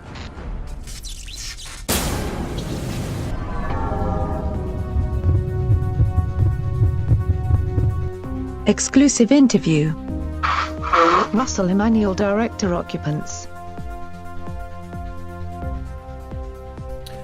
On Wednesday, August 30th, 2017, I had the pleasure to interview producer, director, editor Russell Emanuel. His latest film, titled Occupants, released on VOD and explores an interesting science fiction topic: parallel universes. In our interview, we discussed the production, small budget influences on filmmaking, and we also delved into the topic of parallel universes, and Star Trek does get some mention within the interview. With the latter, it is expected, since actor Robert Picardo does star in Occupants. The synopsis to Occupants reads as follows. A documentarian named Annie has roped her husband into a project that involves setting up cameras throughout their house. Complications arise when the camera starts showing that same couple in an alternate universe. And before we introduce the interview with Mr. Emmanuel, let's discuss the film for a bit. Enid, what was your opinion on Occupants, the topic itself? What resonated with you?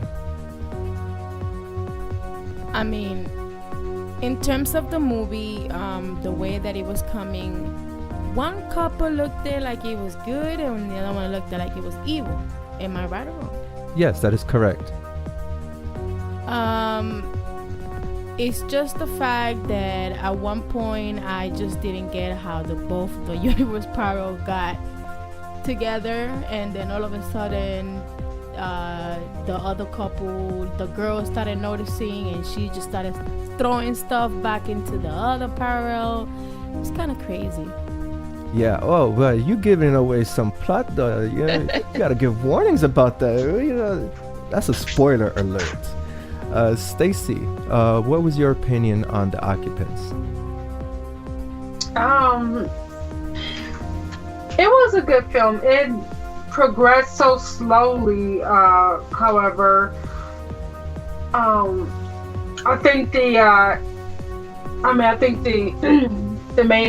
events didn't really kick off till a good almost hour in the film. And so from then it was like watching the life of another couple, pretty much. Another spoiler alert. You guys. Oh, I'm wow. sorry. I didn't mean to do any spoilers.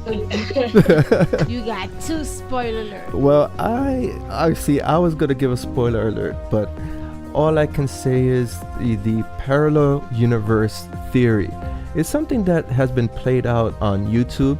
There's something called the Mandela effect, and there were a lot of YouTube videos projecting how certain things were one way and then they are another way, and the whole theory is that there is a glitch in the matrix and we're living in some type of hologram or parallel universe.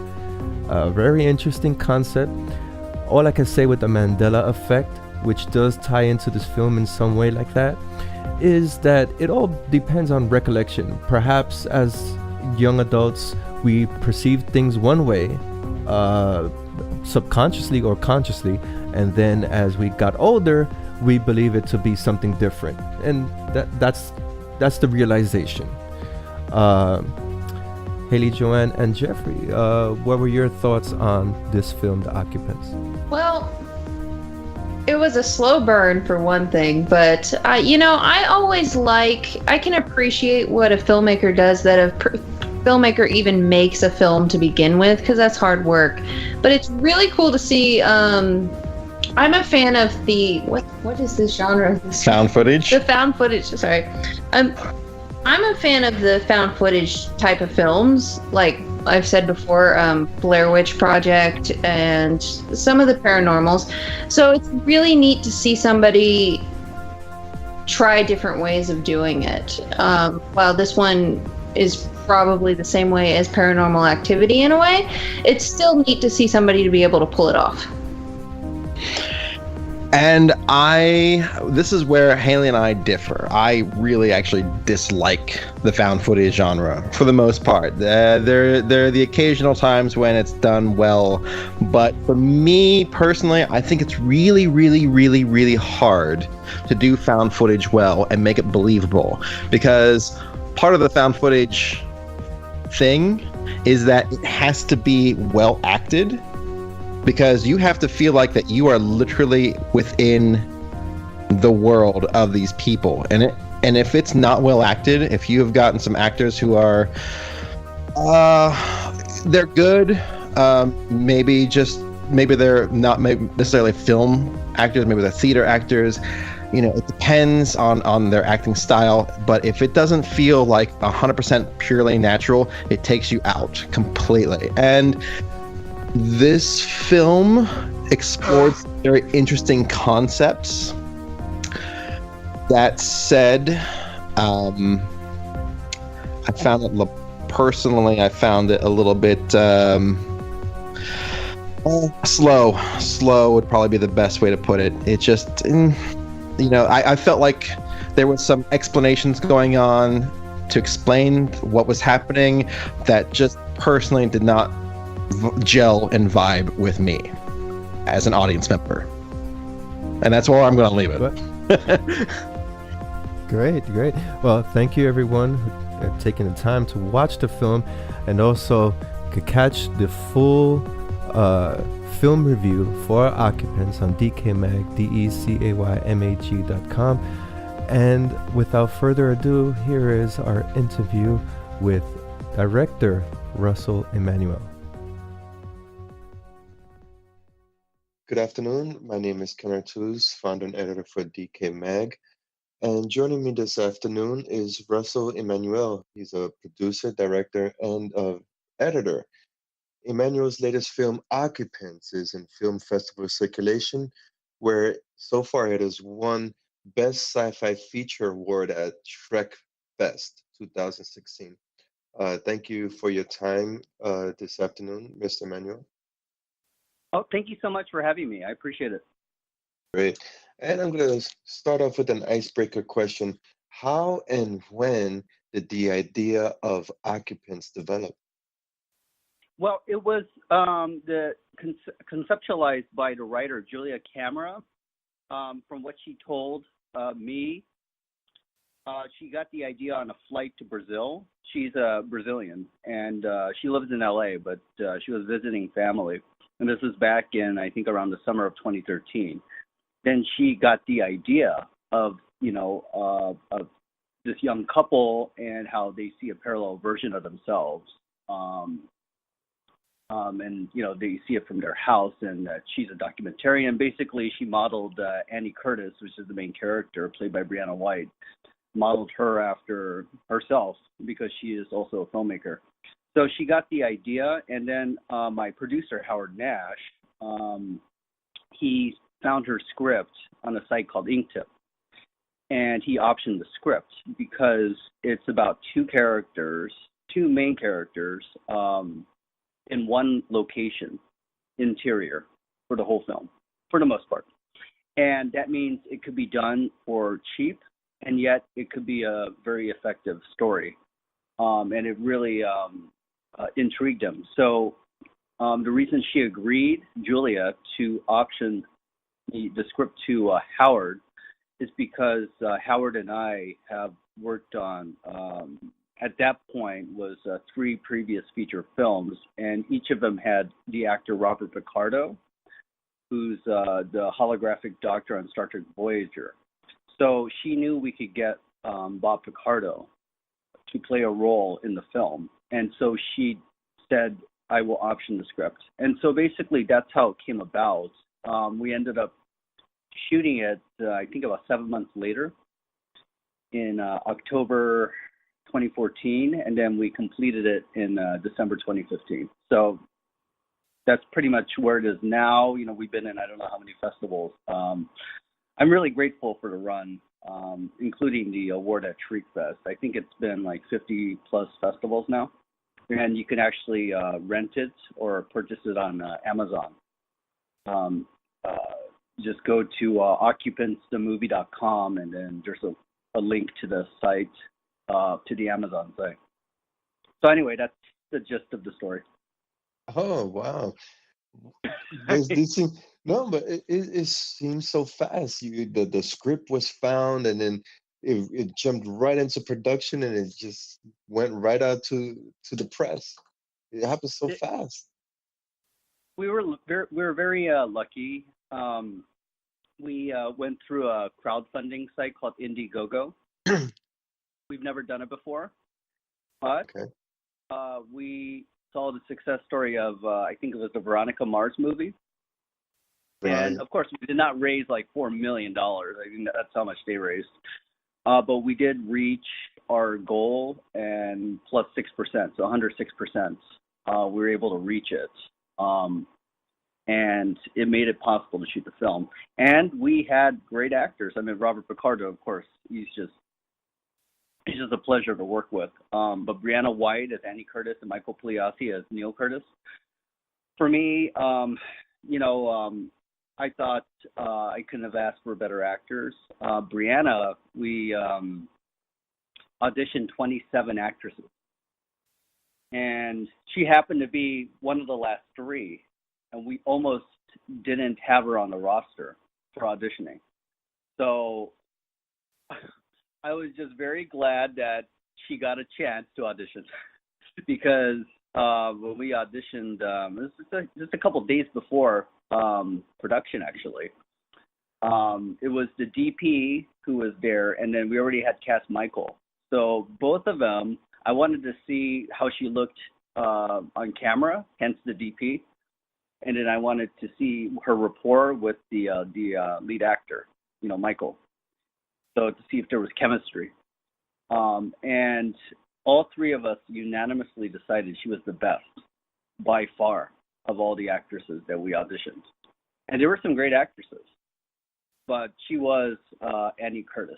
And eerily, she was parallel Annie Curtis. I think it's even more eerie as her parallel self. Yeah. Yeah, no, seriously. When she was parallel Annie, I mean, she even freaked me out sometimes. But then she smiled and became Brianna, and then I'm like, okay, that's just an actor.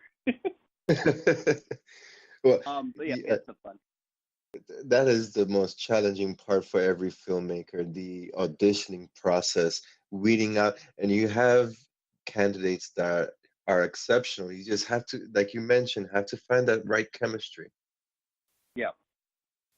Exactly, and that's what I was looking for, and it's subjective, of course. I'm if somebody else had directed the film, it probably, it would have been a different film. Right. Doesn't mean it would have been a worse film. It's just a different film. Right. So for me, it was Brianna and it was Michael, and for me, I was just very happy with what we were able to accomplish over 10 shoot days, and it was just 10 shoot days. And it was 7 days. Yes, it was the first 7 days were the real couple, and then we transformed everything into the parallel world. Okay. And so that was the challenge, because once we transformed them, because for her, she had to dye her hair brunette. And for him, he just shaved off all of his facial hair.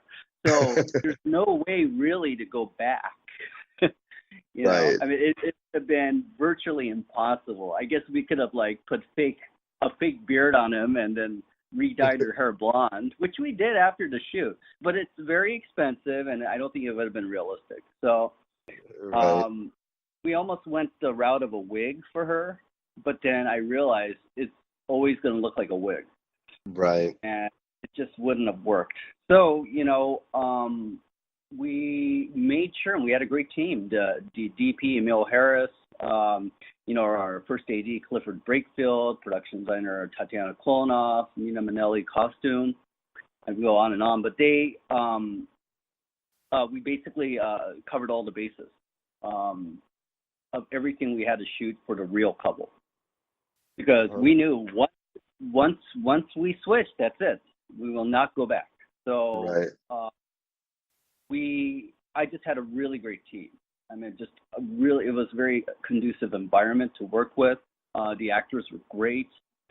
And this is kind of a little funny thing, but I called a rap for Annie Curtis and a rap for Neil Curtis, because they rapped as their real selves, and then they transformed into their parallel selves. So then once we were done with their parallel selves on day 10, I called a rap for parallel Annie Curtis and parallel Neil Curtis. So essentially they're like playing four characters. They're playing 4 characters total. And of course, then you had Robert Picardo, and he came in on day 4, and we called that Picardo Day. And that was one of our Indiegogo perks, is to be on set and to get to meet Mr. Picardo.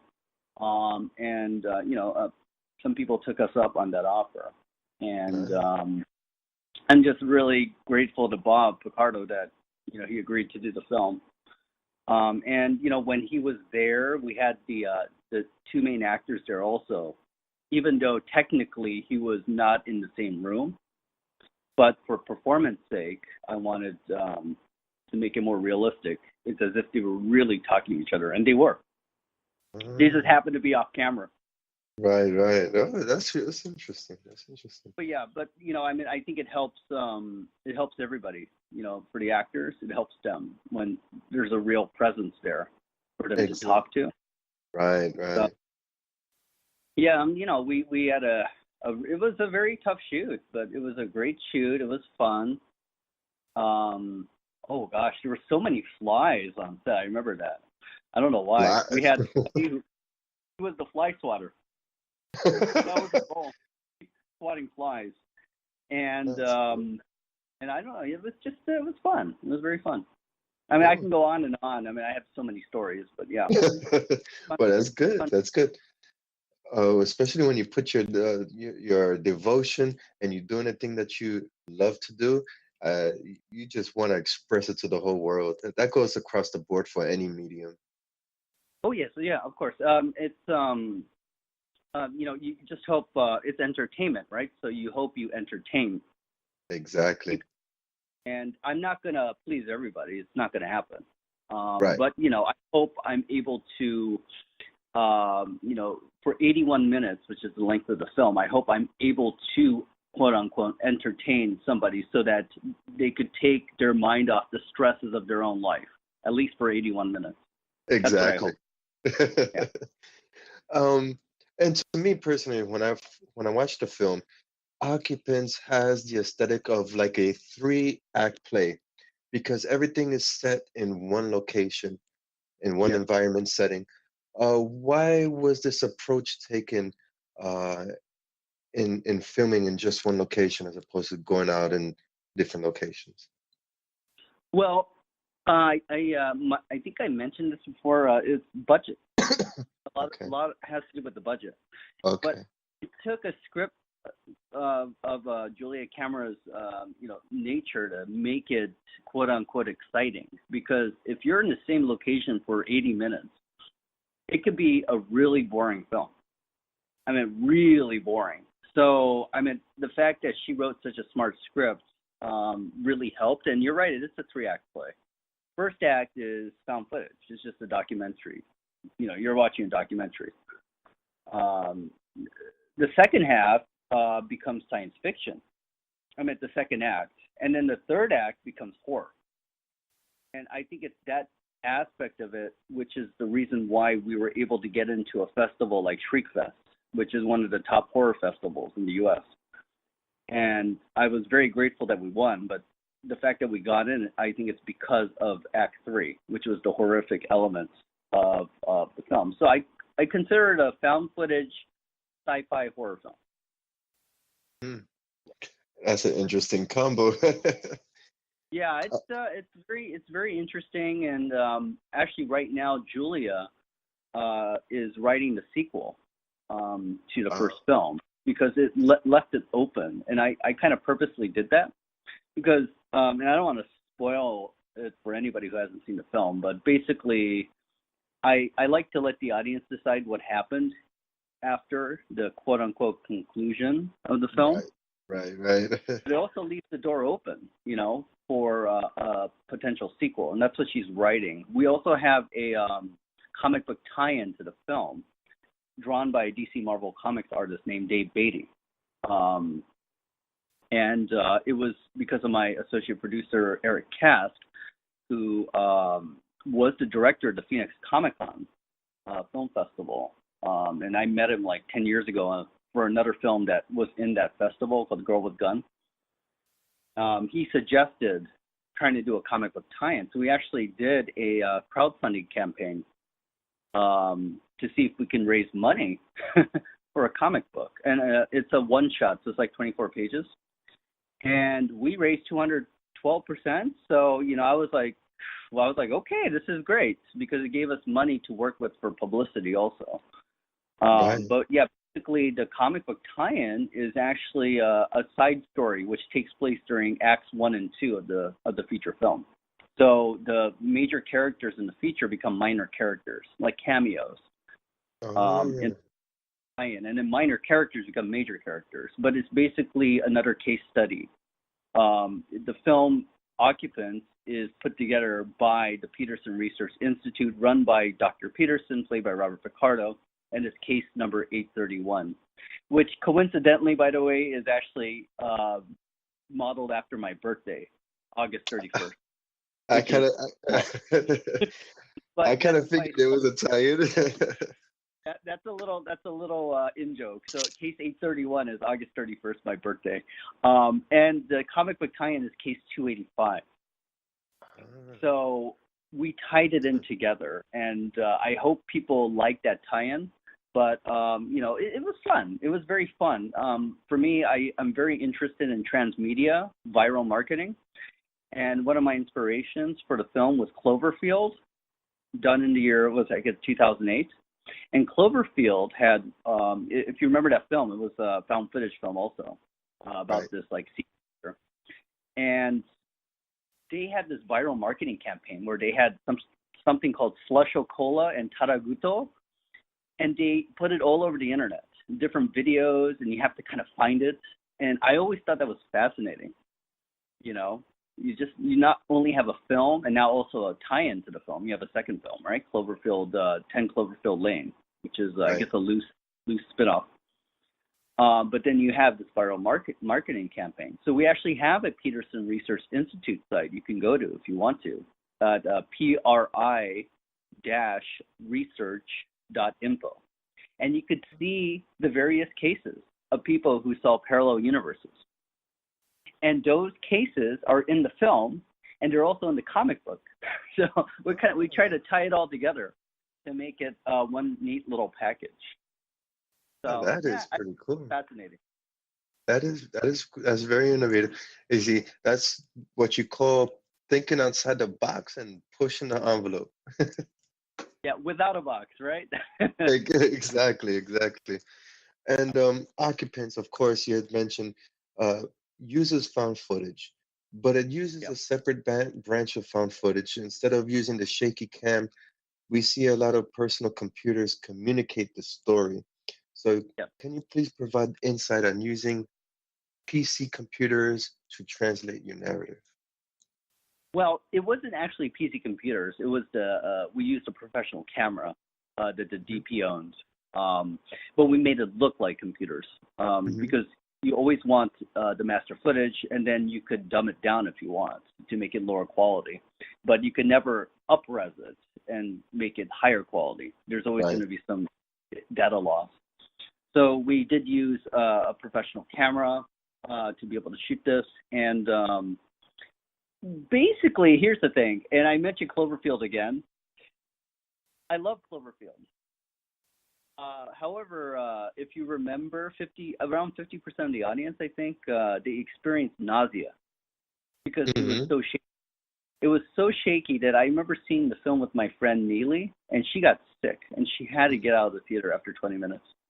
Right. I was able to, I was fine, but I'm like, I guess, the fortunate 50%, who didn't get sick. So we wanted to try to avoid that because we didn't want to turn off 50% of our audience. So we came up with the idea of static. A lot of static camera shots. Now, of course, having static camera shots, one problem with that is, this found footage too, is where do you cut? Where do you edit? What's your, cut points? What if the actor flubs a line or there was a technical problem, maybe a fly flew into the shot, which did happen, by the way. So we came up with the idea, and I remember Julia, the writer, she had the same question. She's like, Russ, what are you going to do? How are you going to edit this? I'm like, we just glitched to the parallel universe and back. And that's what we did. We just kept glitching to the other universe. And we glitched back, glitch. And that helped to stitch the story together. Because there was no other way to really edit this. I mean, I guess you could use jump cuts, but we didn't want to do that. Okay. So we wanted something smart, and that was how we did it. So yeah, I mean, that was the challenge of found footage, especially static found footage shots. Now, on the other hand, there was this one scene in the film where, because it was static, we were able to use visual effects and put it together. And you may know which scene I'm talking about, but basically you have two Annies in one shot. Right. And I won't say anything else, but let's just say if the shot wasn't static, it would have been virtually impossible to create the shot. So there are pros to using static, and there's also cons. But that was a very big pro for us because for us that was our money shot, and that took us about 5 hours to be able to shoot that shot. And during those 5 hours, that's when the actress had to dye her hair to transform. That was the last shot of real Annie, and then the first shot of parallel Annie. So it took 5 hours because, unfortunately, the first dye job made her hair silver. Oh, my gosh. Yeah, it was not permanent. Then after the second try, we're like, can we just go permanent for you, and we'll just re-dye your hair blonde once the production is done. Of course, we'll pay for it, and that's what ended up happening. So 5 hours, there was not much we could do. The set, it was in the kitchen, was a hot set, which basically nobody could touch. If the camera had moved, if anything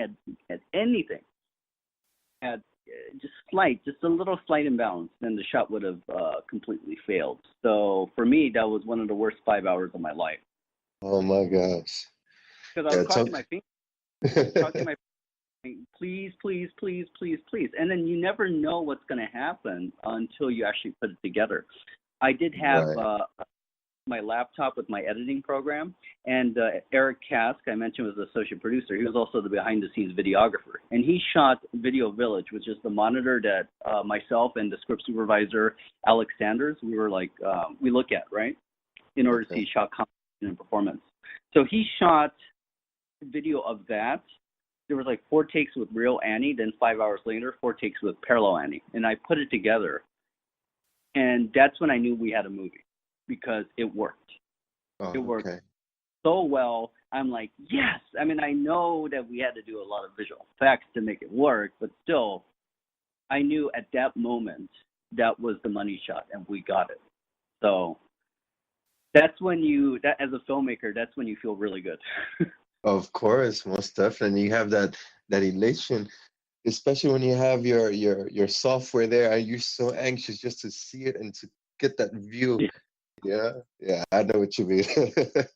Yeah, it's such a great feeling. Of course, if it didn't work, it would have been such a downer. So, I mean, it's just, I'm going to use this word. I've used it many times. Grateful that it just all came together. The stars just aligned, and I was just very happy about that. Glad to hear that. And one other thing that I noticed when watching the film Occupants Is it safe to say that there's like an underlying social commentary going on, especially digital communications, social interaction?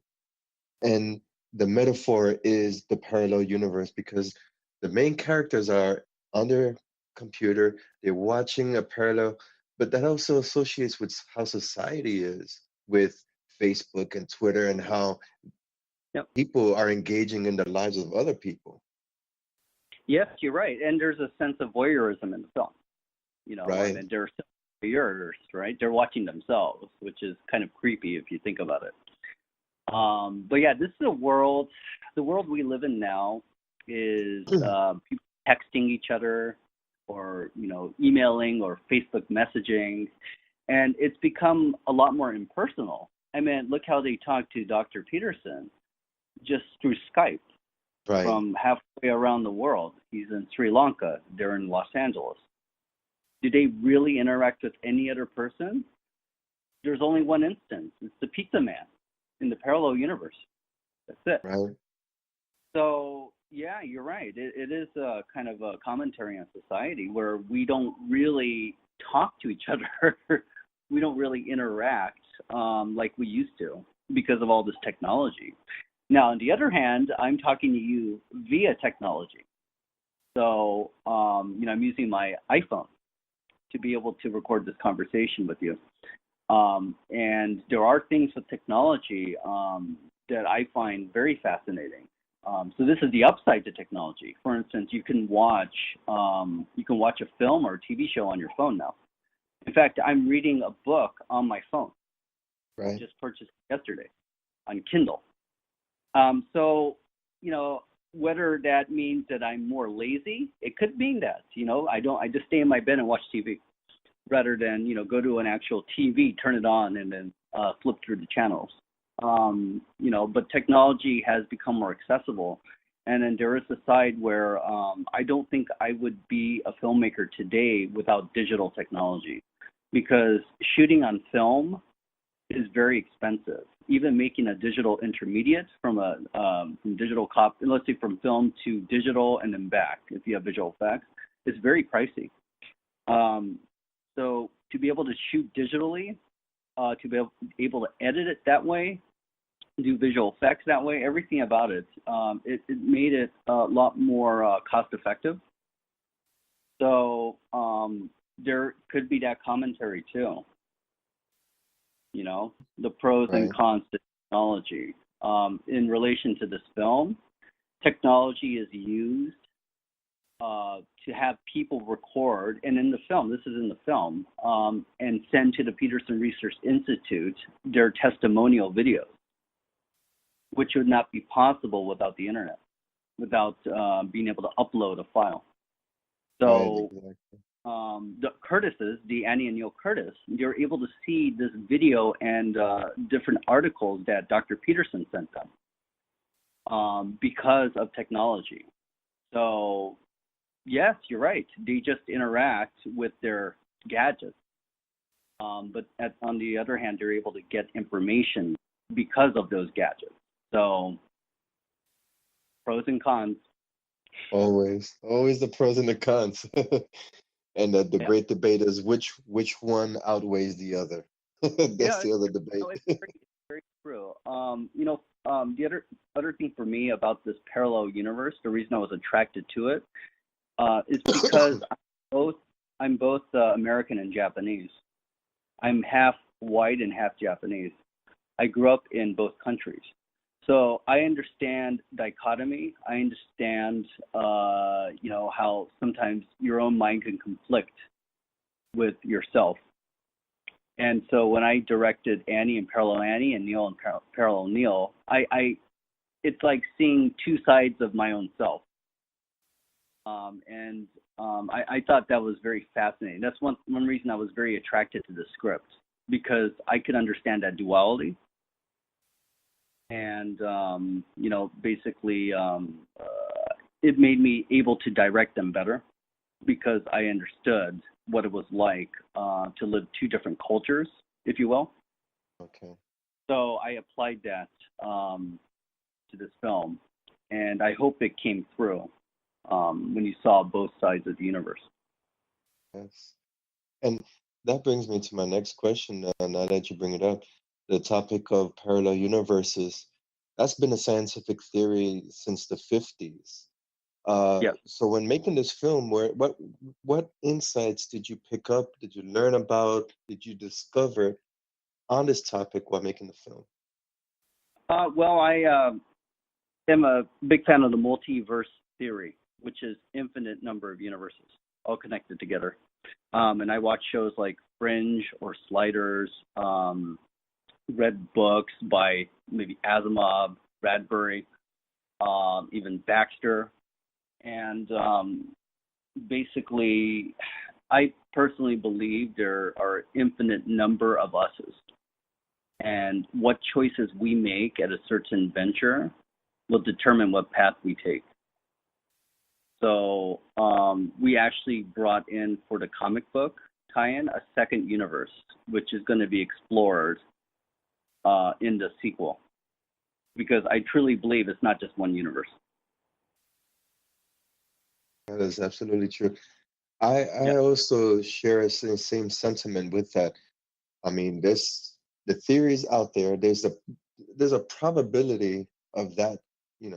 That could be the case. Multi-universes, and as a matter of fact, recently it hit the internet by storm. They have something called the Mandela effect. I don't know if you've heard of that. Which the theory is that a parallel universe, there's a shift in the matrix, and something that shouldn't be there is there. And a lot of people come up with some examples and what have you. But the theory is possible. Are you talking about like certain words? Excuse me? Like, what was it? Yeah. Oscar Mayer and Oscar Mayer. Right. I read about this. Yes. Yes. I read about that theory. I've also read that we might be living in like a hologram or pocket universe. I mean, I read the scientific websites. I go to space.com. I'm very curious about this. Right. What happened before the Big Bang? Can we create another universe within the universe? Right. Is it a parallel universe? Is that a different universe? What is it? There's just so many possibilities, which I think is fascinating. I think that's why science fiction is so popular. And science fact is based on science fiction, which is also why, by the way, I watch Star Trek. Right. And I noticed you mentioned Star Trek and not Star Wars, because Star Trek, they really focus on the technology and the theory of science, and they implement it in their gadgets and technology. Yeah, you're right. And that's the difference. And I love Star Wars too, don't get me wrong. I think Star Wars is like a space opera. Right, but exactly. Star Wars is ingrained in technology. And I remembered one episode called Relics with James Doohan for The Next Generation. It was about the Dyson sphere. And it's an actual theory.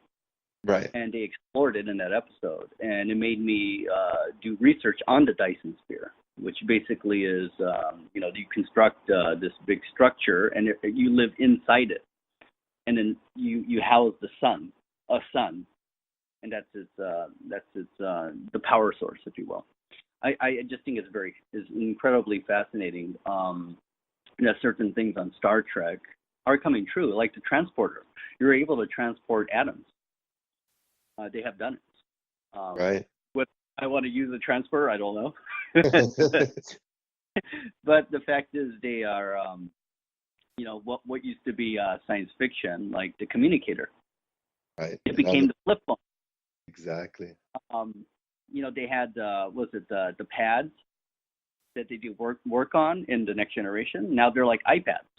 Exactly. So I think a lot of things on Star Trek inspired technology of today, and that's what makes the show so inspiring for me. It makes me want to watch it. So I do want to watch that new show that's coming out, Star Trek Discovery. Right. That's true. Yeah. So you make now that you brought that up, I almost forgot about that show. And also, you brought up not to digress away from the topic, but you brought up the Dyson sphere, and there was a news article a few months back that scientists discovered that there is a sun in a faraway system that potentially has a Dyson sphere because it's emitting a strange light. And the theory Yes. is it could be artificial. Yes, it's because something about the amount of light that it's emitting. I think that's what it was, right? Yes. Yeah, it's like a bizarre. Yeah. I kept reading about that, and I hope that's true, because that would be proof of intelligent alien, civilization, not just aliens, but actual intelligent aliens. So, yeah, I mean I think that's very fascinating.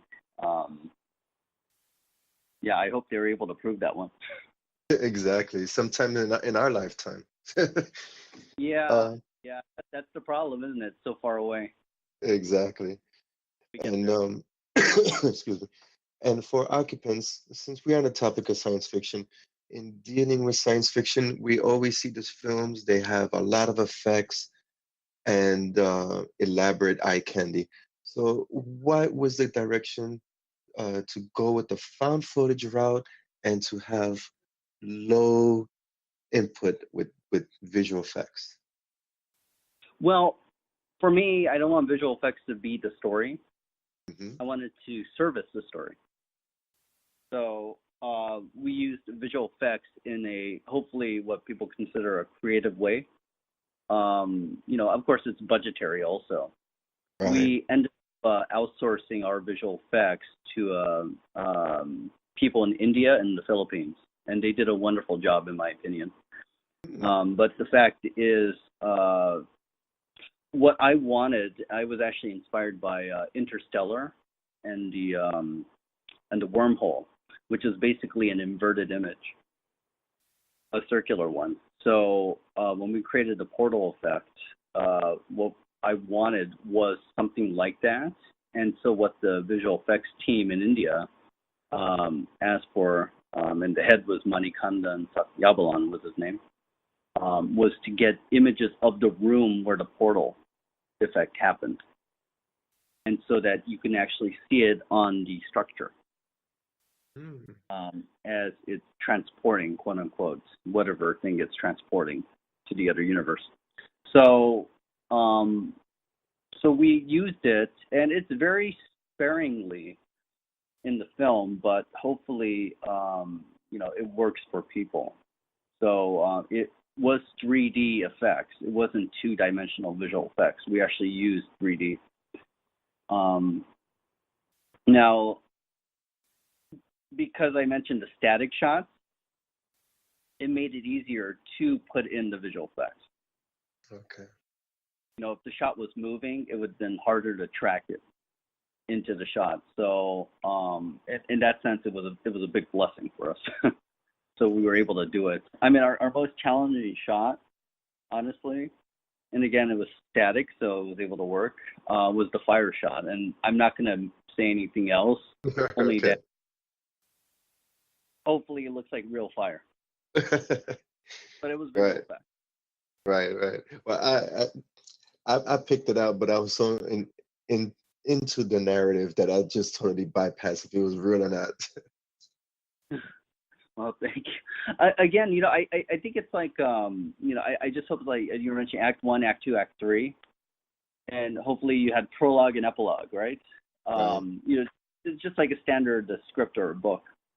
So hopefully after Act 1, you're like, oh my gosh, I want to see what happens in Act 2. And after Act 2, you're like, oh my gosh, I want to see what happens in Act 3.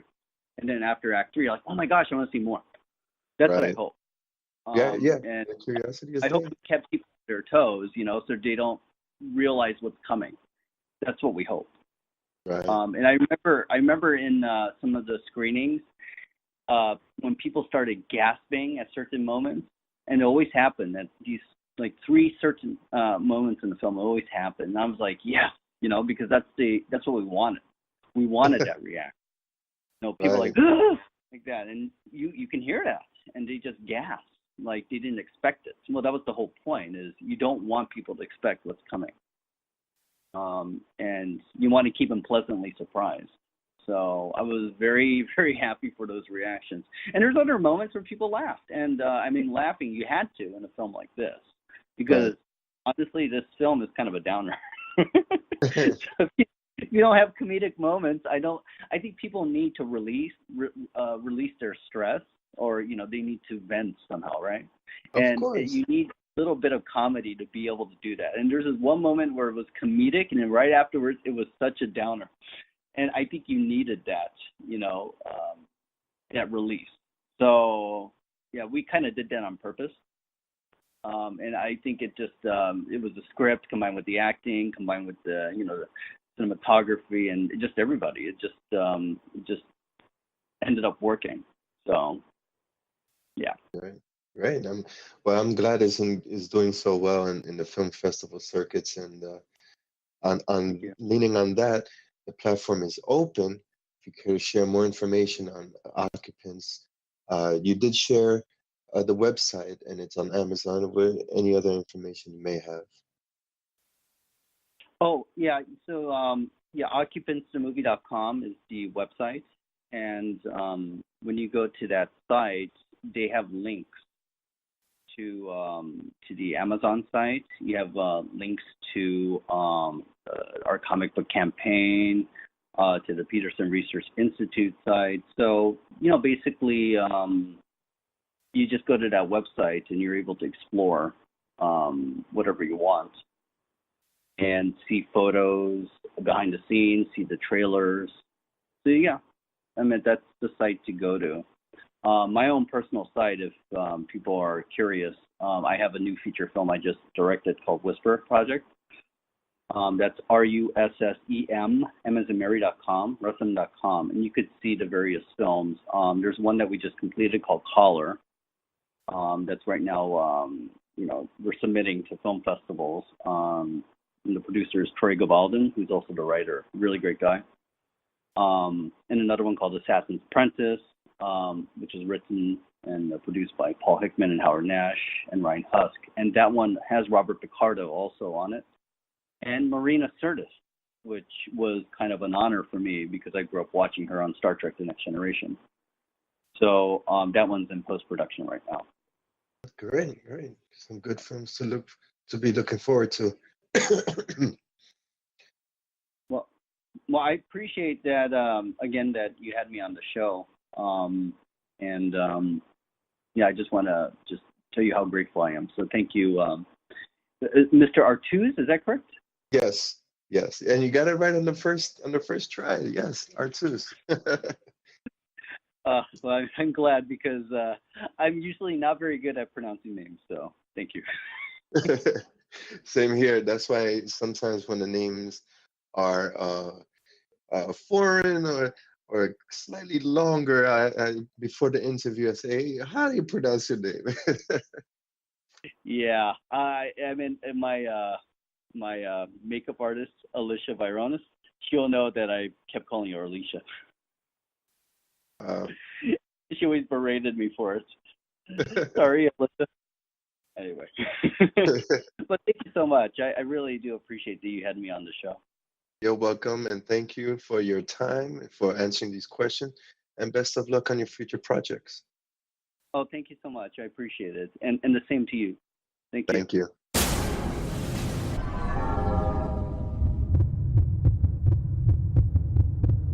Video games. The Walking Dead Next augmented reality game. Hey guys, do you remember Pokemon Go? I can't say that I have. I'm still playing that. I caught a Swoondo the other day. I was excited. I think that's how you pronounce it. I don't know. Well, my next story has something similar to it. Now, AMC Networks and Next Games have created The Walking Dead Our World. And it's an augmented reality game that puts you right in the middle of the fight against the undead. In this game, you won't be alone, and characters such as Rick, Michonne, and Daryl will be using guns. Michonne katana, grenades, and other super effective weapons will assist you in the hunt for zombies. So at this time, there is no official release date has been announced, but the game will be available for iPhone, iPad, and Android devices. Stay tuned for DecayMag for updates. For that, my opinion, there were a lot of incidences here in New York City that players for Pokemon Go would go into an location where they're not supposed to. There's some shady areas in New York City, so if you are a guy holding your iPad, your iPhone, whatever mobile device, trying to find your Pokemon, and you stray into these areas, and it has happened, somebody will just walk along, pow, knock you in your face, take your phone, so you're without your phone and you did not catch that Pokemon. Now, what I'm trying to say is, games like this, however innovative that they are a distraction. It distracts people from their daily activity, from, creating that next great book, next great vision, next great project. I personally would like to see a game like this as a VR component where you could sit in your house, put your VR device on, and be immersed in a 3D environment and enjoy the game, as opposed to walking outside, falling down, tripping and hurting yourself, or getting your phone stolen.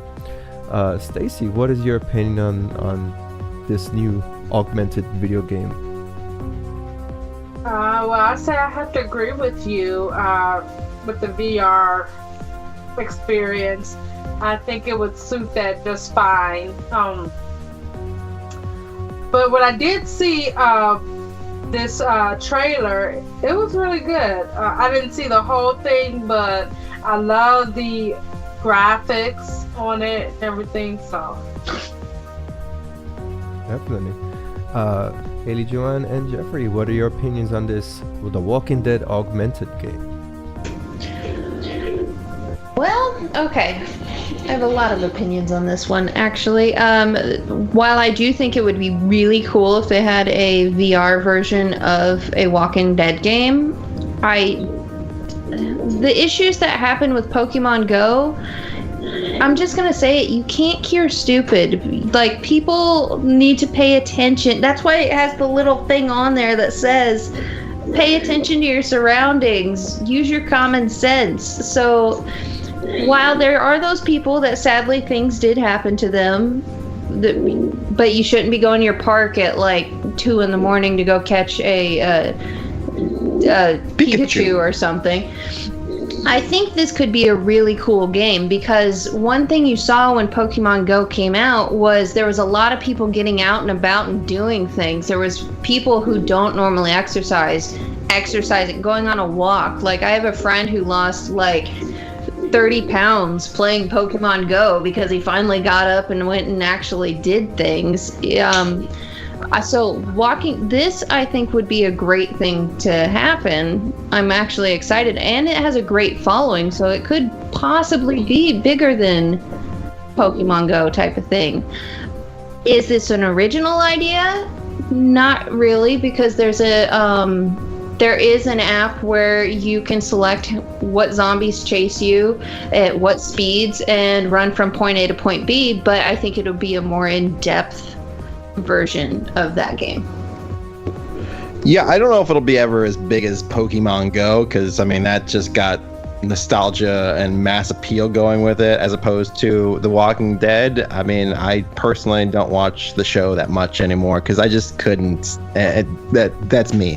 But here's the thing. Yeah, I agree with Haley. I play Pokemon Go because I have to stop myself from sitting at my computer all day, editing, writing, and I have to make myself get up and go outside from time to time to get some exercise, because I am a workaholic where I will just sit at a computer for 8 hours of my day and then go to work for another 8 hours where I sit behind a computer working on television.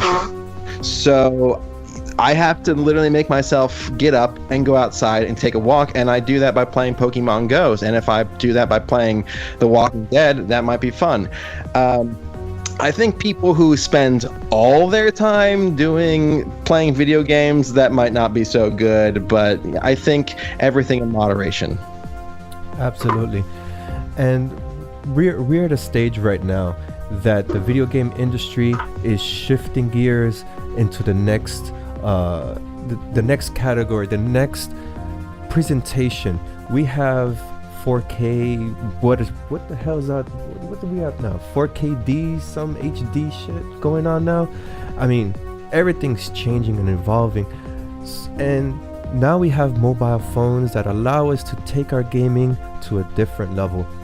From a different perspective, for a technological perspective, I'm eager to see what's in the future. I mean, I'm thinking in our lifetime, everybody that's on this podcast, we may be around to see holodecks, just like what you see on Star Trek, and you walk into a room and the game is all around you, and you could play Call of Duty with the computerized gun and get shot in a way, you know, not you die, but you know, you feel some type of realism in that type of environment.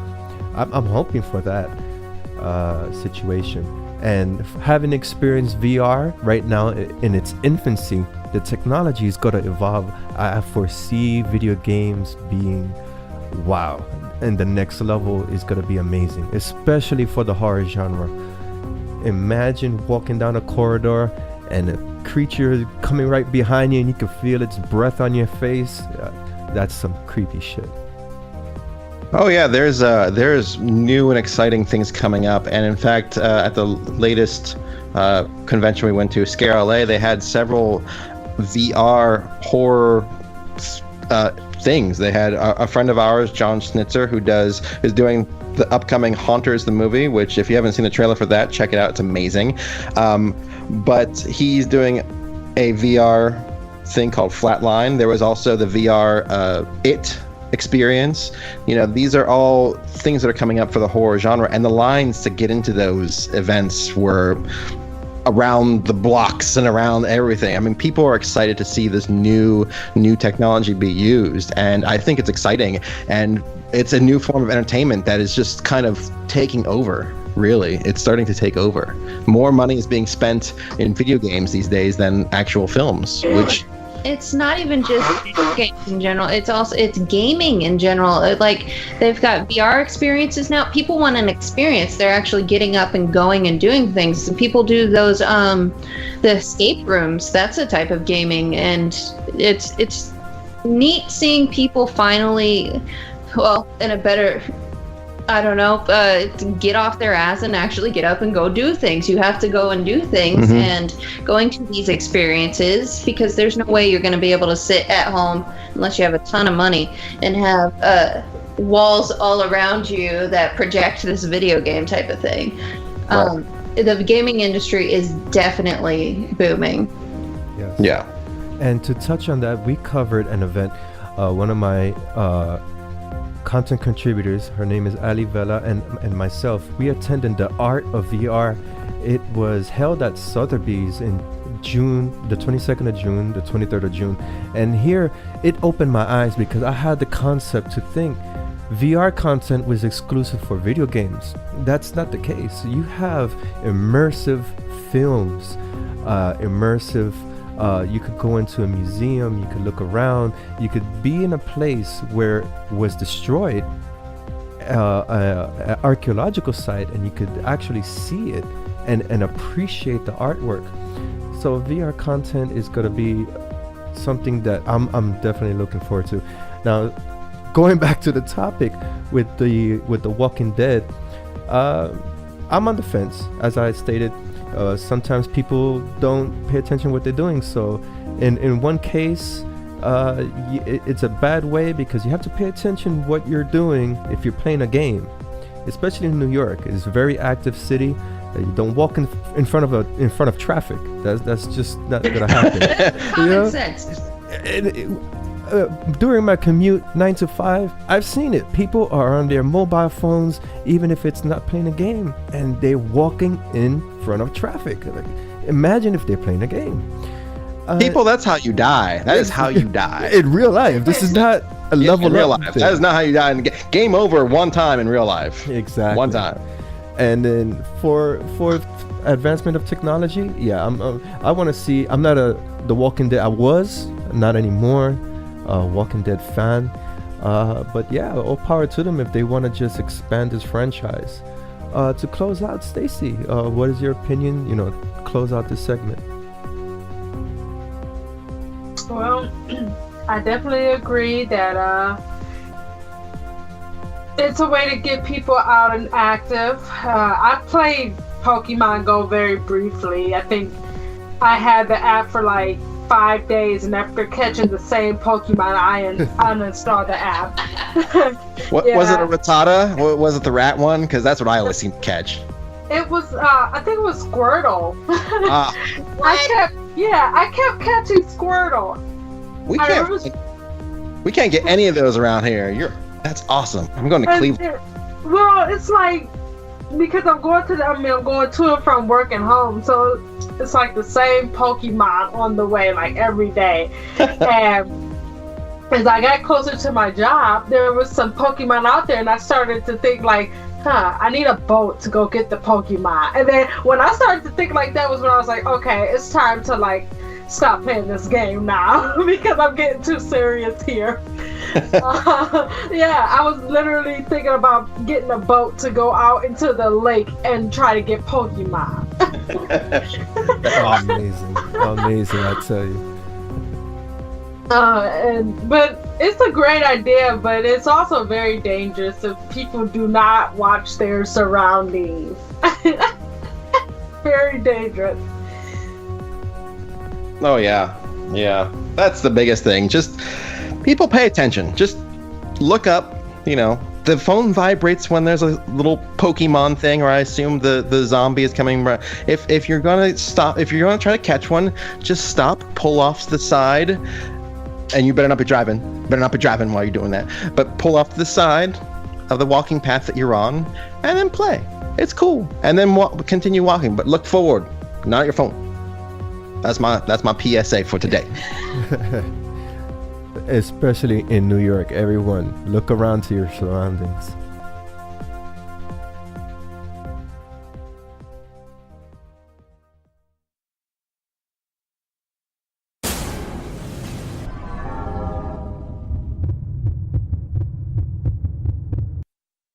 Trailer First Impressions, Live or Let Die, 2. Director Manuel Urbanic. Okay, Live or Let Die 2, and do not be confused with Live and Let Die, the James Bond film. No. This is the horror film Live and Let Die 2. I don't know if anybody has seen the first one. The first one is a German short film, about 30 minutes long. I suggest go watching it. You can find it on YouTube. Check it out. It's really cool. It's gory. It is gory. And so if you watch the first one, you'll be much more interested in the sequel and the trailer for the sequel. But my first impression of the sequel is pretty much, it seems to pick up where the first one left off, I think. I mean, the ending to the first one was a bit ambiguous. I'm not going to lie about that. But it seems to pick up where the original left off. And it seems to have upped its ante. The makeup looks better. The story seems much more interesting, as it seems to be it looks like possibly like a very Postman-esque type of thing, where there's somebody who's in charge of a bunch of people going after other people, kind of like this weird war happening amongst a zombie apocalypse type thing. I don't know. There's no actual dialogue in the trailer except for a cool song. What was the song? Not Sweet Dreams. Nope. Forgetting the song. Doesn't matter. An Elvis song. What? It was an Elvis. Yeah, it was an Elvis song. I forget the song. Anyway, it doesn't matter. I didn't write that down. I don't write things down. I just riff. I don't know if you noticed this. I just riff. But anyway, I liked it. I think it's going to be interesting. The main character from the original is in the sequels, or going to be in the sequel. So you know what? I was on the fence about the first film, but I'm actually more ready to watch the second. So. Oh, wow. Things are exploding. That's cool. Science! That's it. What do you guys, have you seen it? What do you think? Let us know. I'm a huge zombie fan, and when I saw this film, I right away, the practical effects, as I mentioned earlier, I'm a big practical effects fan, and when I combined them both, I saw them both here. Yes, I want to see this film just for that. From the trailer, I appreciate how the director really got in your face, captured these scenes. Like, he did not use a wide angle to capture the action. Everything was close or medium close range, which that intensifies the action, the horror. Also, the plot, I think from what I've seen in the footage here, there's some, like, the bad guys looks like they have someone else hostage, and things go south because you have this zombie apocalypse happening. And that brings to mind something along the lines like The Horde, the French zombie film, where you have the good guys and the bad guys, and they're thrust into a situation that they have to help each other in order to survive. That's the type of vibe I got from this film. It may or may not be this plot, but being that practical effects, you have the nice camera angles, and you have zombies, good looking zombies, and for an indie film, that's a plus. Stacy, you saw this trailer, or what is your opinion?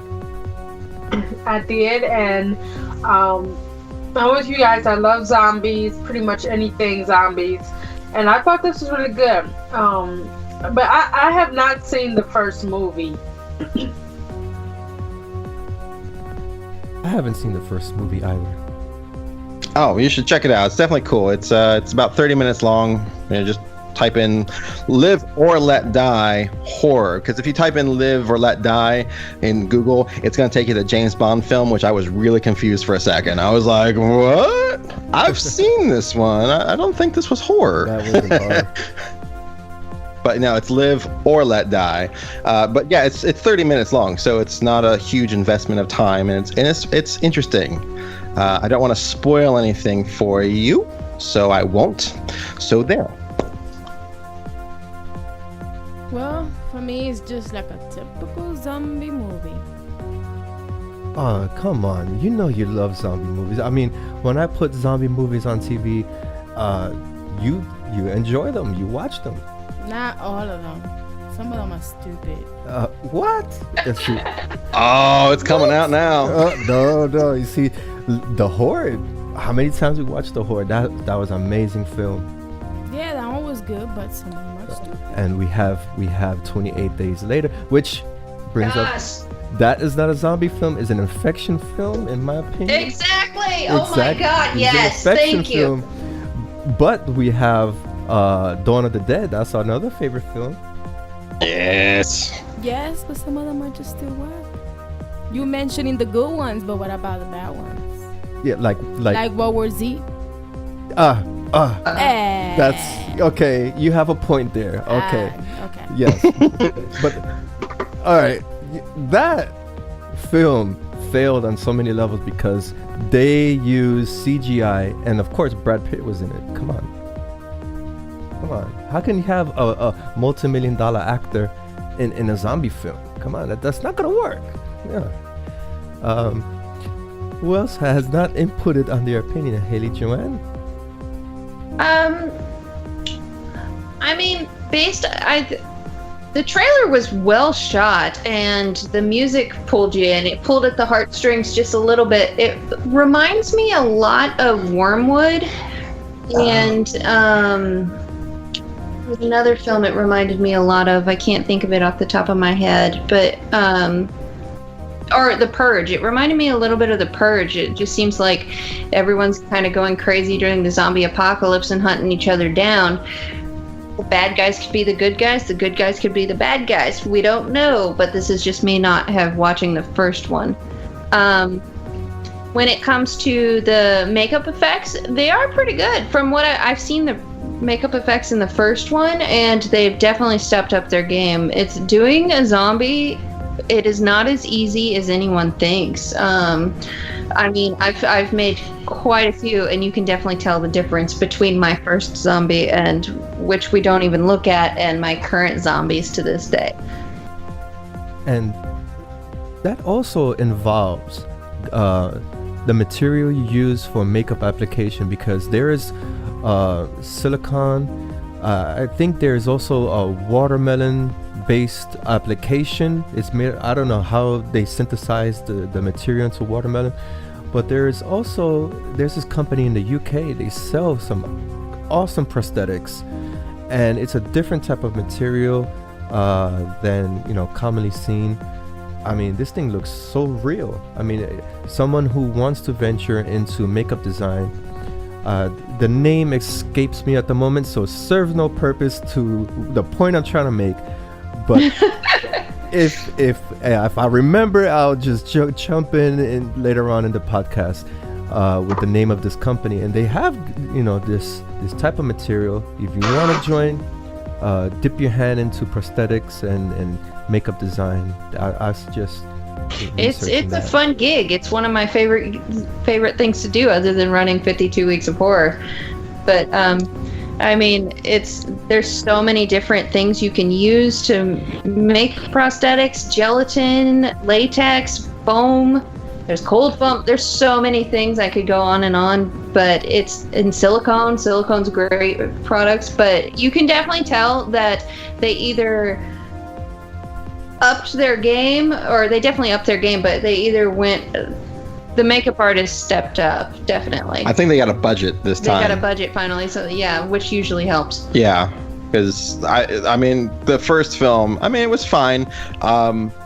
They look like they used latex and toilet paper for some of their zombie effects, with a very Romero-esque look. Although in the beginning of the film, they do mention this is a very we played a lot of we reference a lot of films in this. We honor Romero and some other, all the other horror genres. So and it's actually kind of fun to find those horror moments that you're like, oh, I see where they got this moment. I see where they got that moment. The Jaws moment is awesome. Just saying. I did a quick Google search, and it's called nimbacreations.com. The type of material, yes, they're awesome. Yes, they have some good stuff there. And if you're starting out, to do zombies or whatever, I dabbled a little, but you need time to create stuff like this, and it's more hands-on. I'm more of a Photoshop and video editing type of person. I prefer to do a zombie on Photoshop than sitting down for 30 minutes and creating makeup. But all power to everyone who has that time. I mean, that's amazing work. And hopefully I don't regret saying this, but if you have any questions about makeup or just want to get into it, feel free to email us at 52weeksoфhorror@gmail.com. Awesome plug. And with that, yeah, Haley will answer those, because I don't know a thing. I don't do that. I write. That's it. Everybody has their talents. He stands and looks pretty. Indeed. I wish you could see me right now. I am gorgeous. And let me just emphasize gore. Oh my gosh. Wow. See, we have no comments on that. And on to the next topic. Just wait. You're going to get all those hits. #gorgeous. #gorgeous. Woo! That's gonna be the new viral campaign right now. Blade Runner 2049 prequel short film.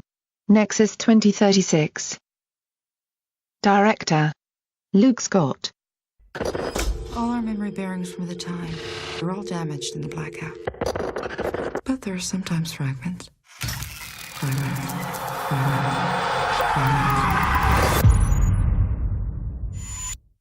The short film prologue to the upcoming science fiction action film Blade Runner 2049 hit the web with big fanfare. This is a first of a series of films that explores and branches the Blade Runner mythos. The Matrix is another film that offered this visual extension in the storyline. Blade Runner 2049 is directed by Denis Villeneuve, and the synopsis reads as follows. A young Blade Runner discovery of a long-buried secret leads him on a quest to track down former Blade Runner Rick Deckard, who's been missing for 30 years. The film is slated for release on the 6th of October 2017 on US cinemas. 2036 Nexus Dawn is directed by Luke Scott. Scott is well known for the 2016 feature film debut Morgan. In 2036 Nexus Dawn, the film stars Jared Leto. Leto portrays Neander Wallace, a blind inventor and advocate of replicant technology in the year 2036. There are plans to instill a prohibition on this type of technology.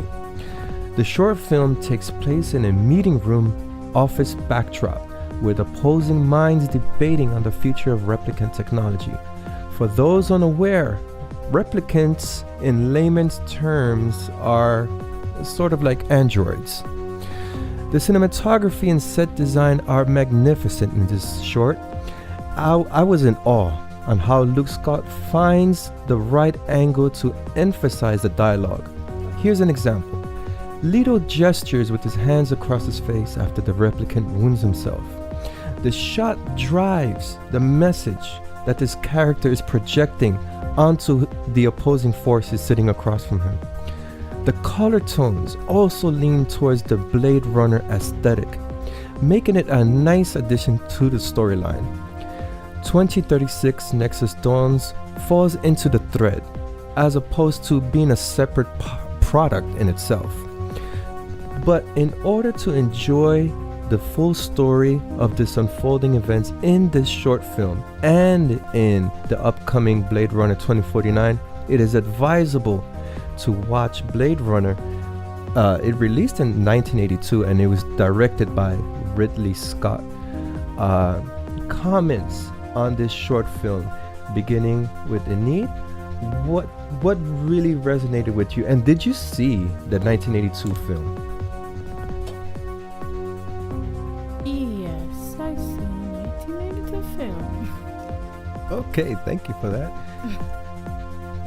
Yes, it was good. I liked it. I mean, I'm looking forward to it. And Stacy, what were your comments on this short film? It was good. I have not seen Blade Runner yet, but the short film was good. And as long ago that Blade Runner had released, I only recently had seen Blade Runner, and I've seen bits and pieces. I've seen the beginning, the middle, the end, but I'd never seen the film from completion. I enjoyed it. As a matter of fact, I went on ThinkGeek.com and ordered the light up umbrella that you see in the film. That's how much I enjoyed the film. So yeah, that's my 2 cents on the original. Over to you, Haley, Joanne, and Jeffrey. What were your thoughts on this short film? Well, I'm gonna go first. It was gorgeous. It's just breathtaking, and it's. I'm excited. I'm not gonna lie. I'm excited to see the new film coming out. I think though. Oh well. First of all, let me go back a smidge. I love the original. This was a thing. This was a film that my friends and I used to watch in college all the time.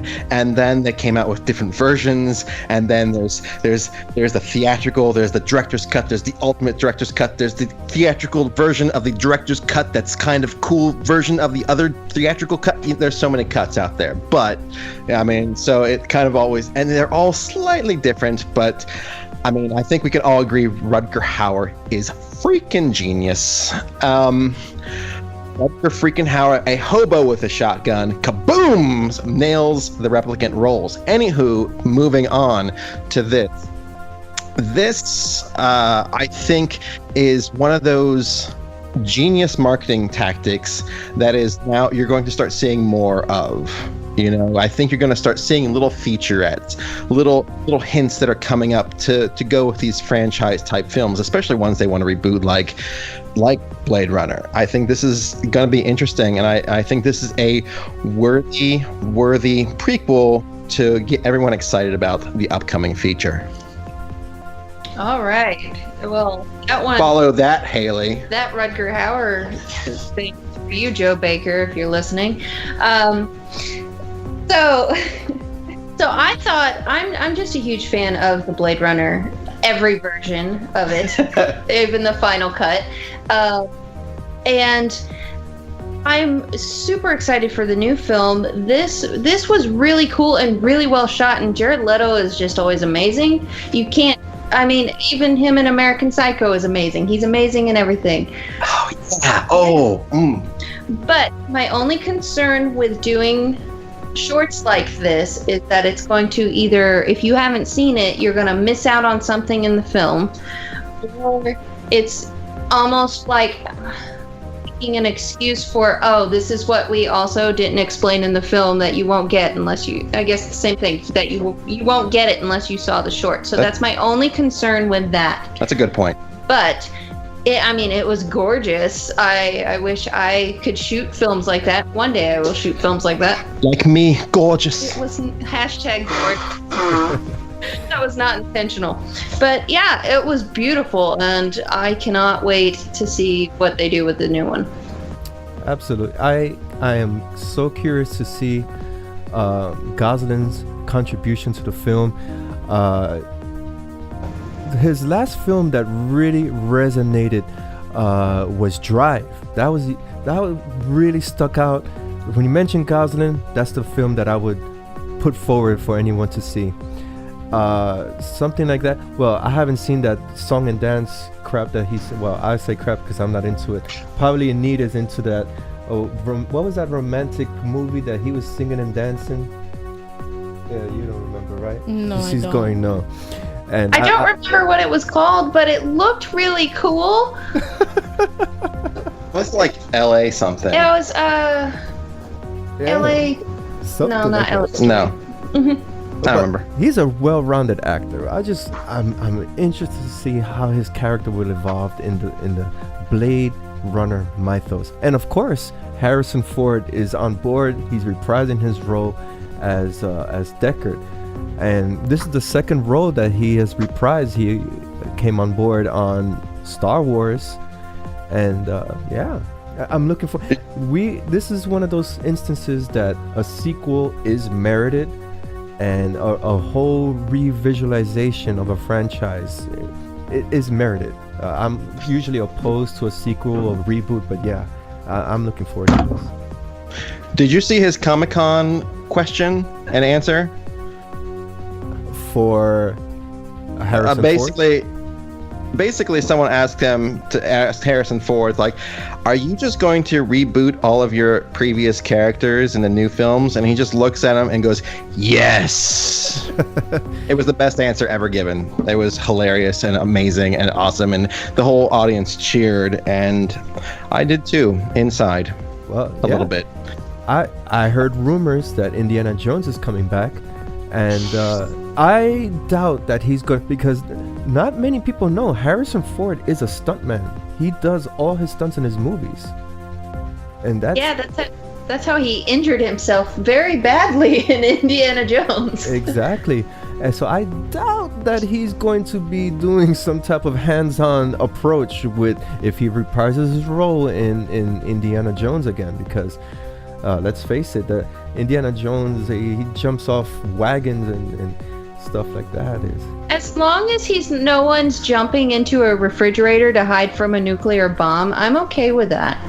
He also crashes his own planes. He does crash his own planes and lives. I know, but that last Indiana Jones is not real. That's not real. That was not real. There was no such moment, Haley, in Indiana Jones that he climbs into a refrigerator. You have made that up. That is not real.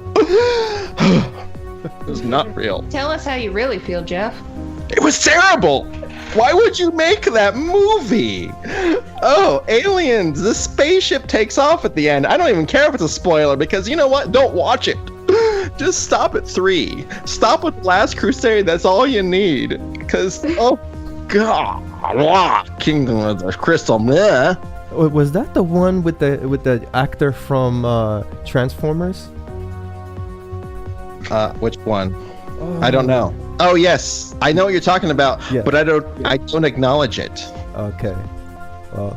Yes, where he swings in the trees like a monkey Tarzan. Oh. That is amazing. Harrison Ford and Blade Runner. He's got a. In a way, it seems kind of cliche him coming back as Deckard because it resembles that cliche protagonist, the gruff detective that you see commonly in film noir mystery movies.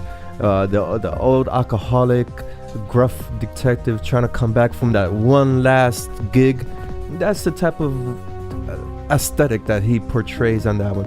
Aside from that, the visuals from what I'm seeing from the trailer, the cinematography is acceptable. The CGI, even though I'm opposed to CGI as eye candy, but it does fall into this mythos, into this aesthetic. It's enjoyable. Stacy, closing out, any remarks for Blade Runner? I have to see it. You know, your queue is extremely long. You have to be watching these movies. Yeah, 453 movies now. Oh my gosh, 453 movies in your queue?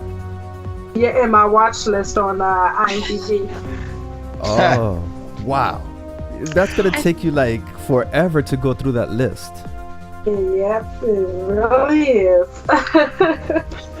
I think Jeff has a comment. He's been waving his arms in the air, thinking that you can see him. You can't see me, but I have something. The one thing about this movie that I'm a little concerned about, one thing I'm a little kind of going to be annoyed about, is they're going to actually resolve the question of whether Deckard is a replicant. Exactly. Or, no. This is what I think they'll do, and I hate saying this, and every Harrison Ford fan is gonna hate me for saying this, but I think they're gonna kill off Harrison Ford and not solve the question. See, they've already done. I mean, spoiler alert.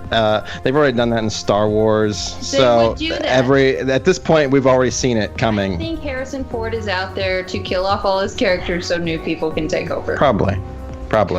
But they're going to actually resolve the question of whether Deckard is a replicant or not, because that has always been the open-ended question of the entire of the movie, of all the cuts. Everyone, that's been like the theory. That's the fan theory of Blade Runner. I don't think they'll answer it.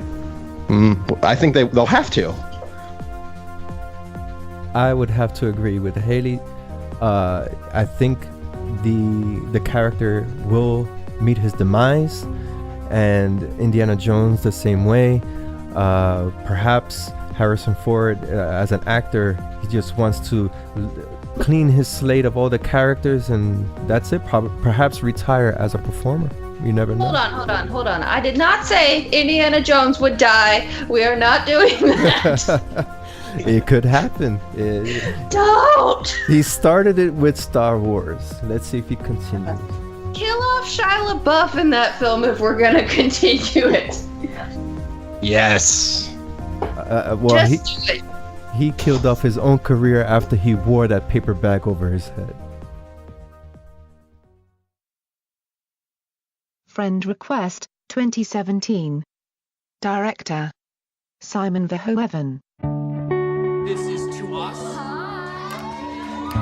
to the future, to success.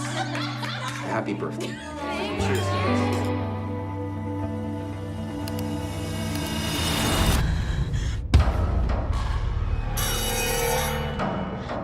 I thought we were friends. Reno, what are you talking about? I saw you with everyone. Do you have any idea what it feels to be alone? All right, so we just listened to the trailer to Unfriended. No, Nope, it's not unfriended. It is friend request. It seems like the same movie. The trailer seems like the same exact movie, almost. Someone gets unfriended, and then it goes, someone gets unfriended. Crazy stuff happens. There's ghosts. They're like freaking out, going, "Oh my God, someone unfriended me." I feel like it's definitely already been done. Does it look kind of cool? Yeah, the effects in it look cool. It looks like it's well shot. I just think it's already been done, and that's pretty much my response on that. I agree. I don't think this movie needs to be made. I mean, good for the actors who got paid, good for the people who got paid. But wow, do I not care? I'll be honest with you. That's straight up. I saw the trailer and I was like, whoa, Jeffrey don't care. Jeffrey already seen this movie. It was called Unfriended. Jeffrey don't care about this one. Jeffrey saw it. That's cool. Jeffrey, I'm unfriending you. Fine, unfriend me. But then I'm gonna come back and haunt you forever and ever. That's how I roll. Because you're hashtag gorgeous? I'm hashtag gorgeous. I'm the most gorgeous way possible. I'm unfriending you. Yeah, that's it. You just watched 52 weeks of horror.com fall apart right through a podcast. Oh, we wouldn't want that. Stacy, what's your opinion on unfriended? Friend request. Sorry. I have to agree with Haley and Jeff. It's way too. And I haven't even seen Unfriended or Friend Request, the other movie. But I know of it, and it seems way too familiar to it, or way too similar. It's almost like an exact copy. Yeah, first of all, Friend Request released in 2013. Now you have Friend Request 2017. Then you have Unfriended, which is Friend Request. Come on, this is one of the instances, and this is what I always emphasize on this podcast. When Hollywood try to reboot, rehash, they don't have the ideas. They don't have the creativity to do something different. I mean, you have a movie that has the title of another movie. You have a movie that borrows, regurgitates the same concept as another movie. I mean, the only thing this movie has going is the actress that she's from Fear the Walking Dead. It took me a while to recognize her, but she's the only attractive aspect of this film, and I'm not saying it from feature wise, but I'm saying it as lead actress wise, because you always have to have. She is kind of cute too, though. Yeah, she is, but you need a female lead, a strong female lead, in order to sell a movie. So I guess they picked her because she has that credentials from Fear the Walking Dead. I would give Friend Request. I would bury it in a 12-foot deep hole. Put it all the reels to this film in there. Bury it. Pour gasoline. Light a match. Walk away. I'm not watching this crap. You're gonna put it next to the E.T. Atari game that's in the middle of the landfill. The Friday the 13th video game. Yes. Oh, yeah. Not the new one, the old one, the one that he was. I know what you're talking the about. neon Yes, colored. put it next to that. The NES version? Yeah, exactly. Pitiful. Enid, what is your opinion of Friend? I know you watch Fear the Walking Dead. This actress I'm describing, she does good in that film, in that TV series. She does good in the TV series. She does good in the movie, but it's the same concept as other movies that we already seen. Yeah, it's not entertaining at all. Anyway, moving along, I guess we all share the same sentiment on this one.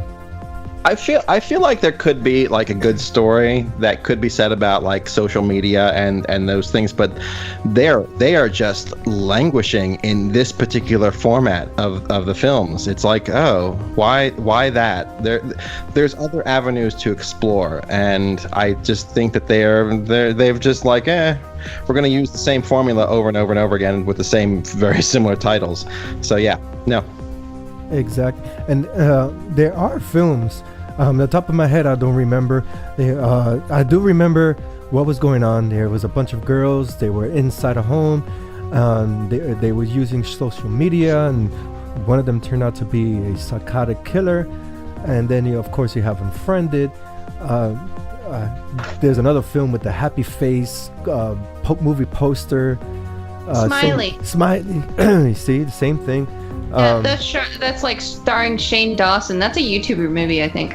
Yeah, so I mean, if they want to social commentary right now, you have to find out what's going on in the market right now in society, put it into a horror film. That was what projected the success with Get Out. And I know, Stacy, you seen Get Out, and you noted the social commentary in that film. That's what pushes a horror film forward. Am I right, Stacy? Yes, definitely. Well, with friend request, it doesn't have that. I feel like, you know, when you say Unfriended and this one was Unfriended. This is friend request. This is friend request. Like, it's all very Facebook central, right? And the kids today aren't using Facebook. Like, people use Facebook, but the demographics for social media, the younger generations, like the younger kids, they're not using that. They're using Snapchat, they're using Instagram. So already you're putting this kind of almost old person quality to it, which apparently I am in that, but hey, whatever. That's fine. I accept it. But, you know, like, there's this, the younger kids aren't using Facebook nearly as much. In fact, I talk to 18-year-olds occasionally, and I'm like, so what do you use? Because, you know, as a web owner, as a website owner, you try to figure out where demographics are coming from, and yeah, they're on different things. And no one uses Facebook at that age. They're on other things. Right. And that also downgrades the film, because now you're putting a timestamp, an era. So 20 years from now, people are going to watch this film and say, Facebook, what the fuck was that? Now we're using GadgetsRUs.com, and that's where everybody meets up. And yeah, right. 10 years ago, 5 years ago, we had MySpace. Where's MySpace now?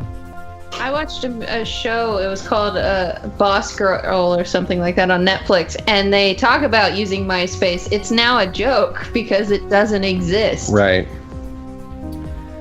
I tell you, that's a very bad. They could have come up with a formula with a fabricated social media platform. Most of these filmmakers do. When the camera pans onto the computer screen, it would be some type of invention, some type of fabricated false social media platform. But yeah, and how much did Facebook pay for this free advertising here? You know, ad placement. Yeah, it has to work though if you're going to make your own thing or your own technology. It follows, for example, there's a girl carrying a weird phone that looks like a birth control pill case, but it's a phone, and you think it's going to appear for some reason, and it's not. It's just to have a cool, weird-looking phone in the thing, and that technology doesn't work, and yeah. It annoyed Haley a lot. The entire movie, she's like, what the hell is that thing? Doesn't do anything. Oh, wow. There goes that concept. Yeah, don't put your phone in your birth control. Is that what we're learning here? Maybe she didn't die because she did she die? Well, no, she didn't die. She doesn't die because she's on birth control. But that's a whole different thing. Amazing.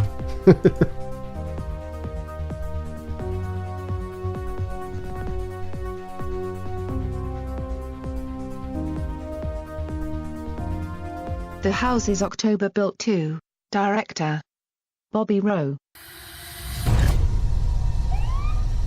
Get out of the hole. Get out of the hole now.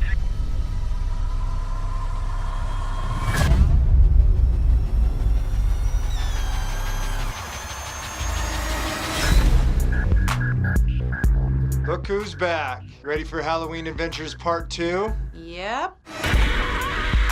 We roll through it, we rate it. Post pictures on social media, and just like I said, it's easy money. I ended up in the ground last time, guys. We have 24 million hits on YouTube. The House's October Build 2 releases in theaters on September 22nd.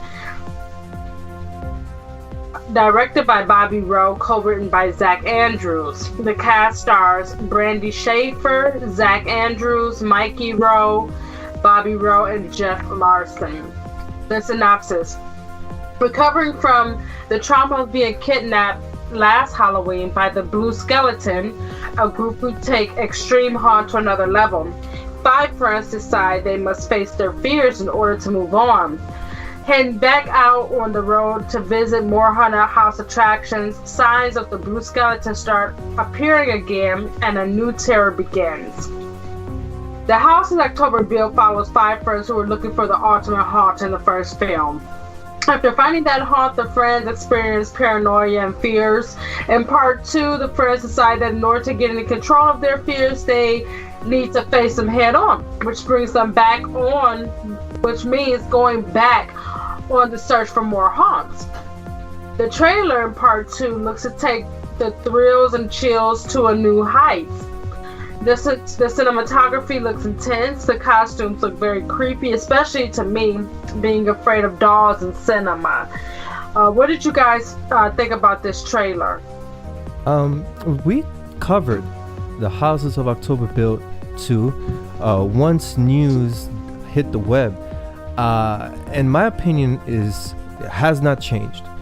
If you are a group of people, a group of friends, you went through some type of trauma, why in the hell are you gonna go through that trauma again for the second time? You did not learn your lesson the first time. You went to this area, you got fucked up mentally, physically. Hey, you know what? Let's do this again. I don't understand that concept. That's the only thing that's irritating me about this second film. I'm not saying that the film is bad or no, it's just that part irritates me.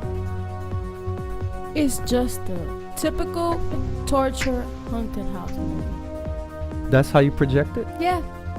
But you do know we are going to cover an event, a live event here in New York City. It's called This Is Real, and it's just like this film. We're going to send out one of our correspondents. She's going to have hands-on. She's going to get kidnapped in Brooklyn, and she's going to be subjected to A, simulated torture, B, she's going to have to escape her tormentors, and C, she's going to find a way to escape along with other people who have been kidnapped with her. And the choices are, does she make decisions to survive on her own, or will she make decisions to save those in her group? So, I mean, these type of haunts are out there, and the Houses of October Build 2 does project those type of experiences. It's just that, why would you go through that shit again if you did it the first time? Okay, over to you, Haley, Joanne, and Jeffrey. What are your thoughts about this trailer and this film?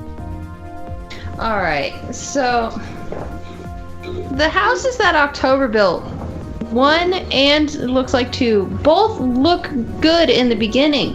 They both have serious potential. Me being a fan of the haunter community and people who put on haunts. However, the first one was such a slow burn that it took me out of it. It might have had cool costumes, it might have had cool things happening occasionally, but it was so slow that it makes me think that this second one is going to be the same way. And I completely agree with you saying, why would you go and do that again? And that goes back to my other comment earlier. You can't cure stupid, and I really hope these kids die in this film. Yeah, going back to what I said earlier, I don't like found footage movies. Like, I just don't like them because, again, you really have to justify a lot of things. And it took me 3 days to get through the first movie because I just found it so laborious, and every time they started talking about things, I almost screamed at the television or the computer screen and paused and walked off to come back to it 20 minutes later. So yeah, it looks like the same thing, and they don't want to. They're going through it, but I don't want to. I don't want to go through it again. I don't want to go through that movie again, because I don't know how you're gonna up this ante. I mean, really, it looks like the exact same story. Oh, we're gonna go out and find Halloween houses that are cool, crazy, and find the scariest one. And suddenly, and the girl's like, oh, why should we do this again? The first time we did it, I ended up in the ground. Yeah, why would you do this again? That is stupid to do it again. She should unfriend those people. Seriously, she should.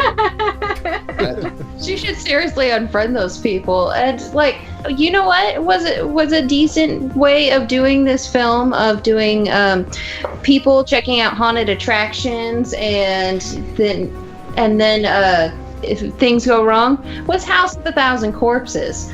Like, there is some crazy stuff in there that is not good, but that was a better concept to go by than this. Yeah, that right. It was not that good.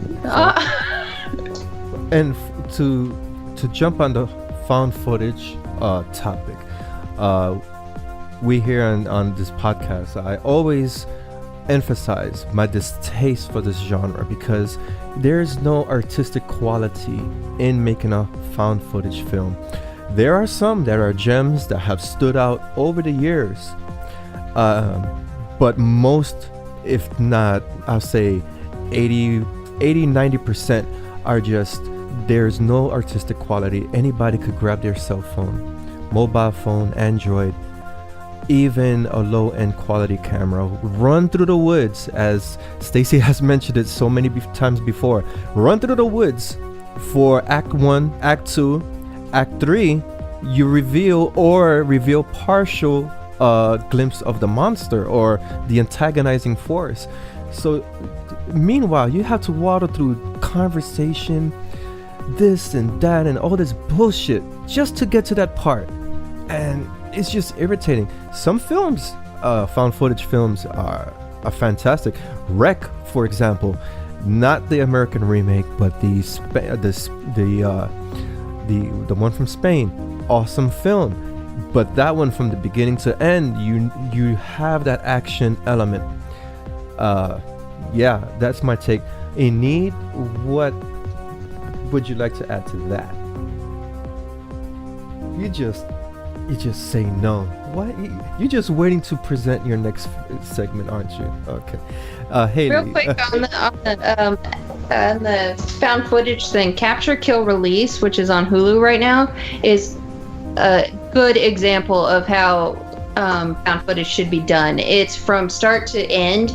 It's about a husband and wife who decide they want to kill somebody one day and feel what that's like, and it's how it should be done. And also, there are some directors that are pushing the envelope, and they're straying away from the typical shaky cam found footage films that, in my opinion, Blumhouse has made such popular over the years. And I'll add another side topic with that, because Blumhouse is a very good businessman, a phenomenal, very intelligent businessman. You make a product with low cost and you have high profits. That's business 101. Does he know how to make films? Hell fuck no. Most of his films is just, what the fuck am I, the gallows. What the fuck was that? The Ouija board one, the recent one, that one had a good beginning and a good concept, but then it just died. Yeah, all the way up until the midpoint of that film, it was great. I was actually really, really enjoying it. And then the midpoint happens and we see the tar monster, and I was like, oh. They don't know how to end their films. No. But that's just my take on it. And if Blumhouse really wants to hire me to work for them, I will totally sell out and do it. Well, the only good thing that came out of Blumhouse, in my opinion, one of the films is The Purge, and that is not, It hasn't been documented yet. It hasn't been proven yet. But the Purge was a stolen idea. They're still in courts right now. They're trying to figure out if the person who wrote the story, which was, I believe it was called Vendetta something, he wrote the script and he's just seeking damages because they used his film without permission.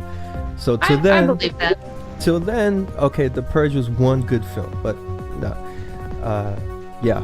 The Conjuring wasn't too bad either. Was that Blumhouse? Was that Blumhouse? I think that's Warner Brothers. Oh, that's Warner Brothers. Never mind. Ignore that.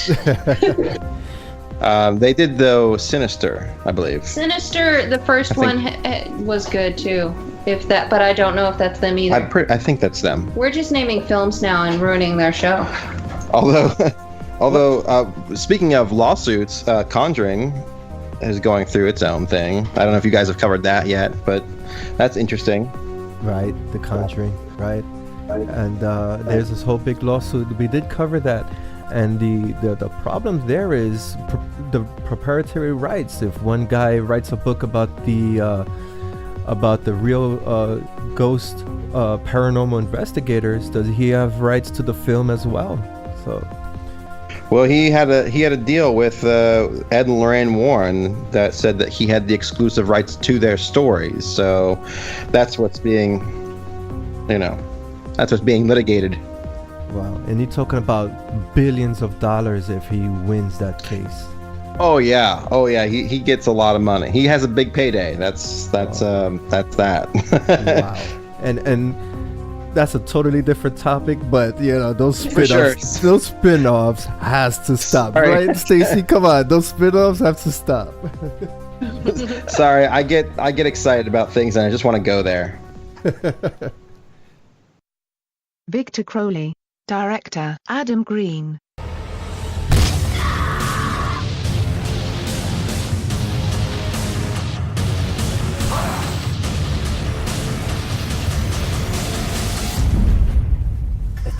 Death itself, and it's coming for all of us.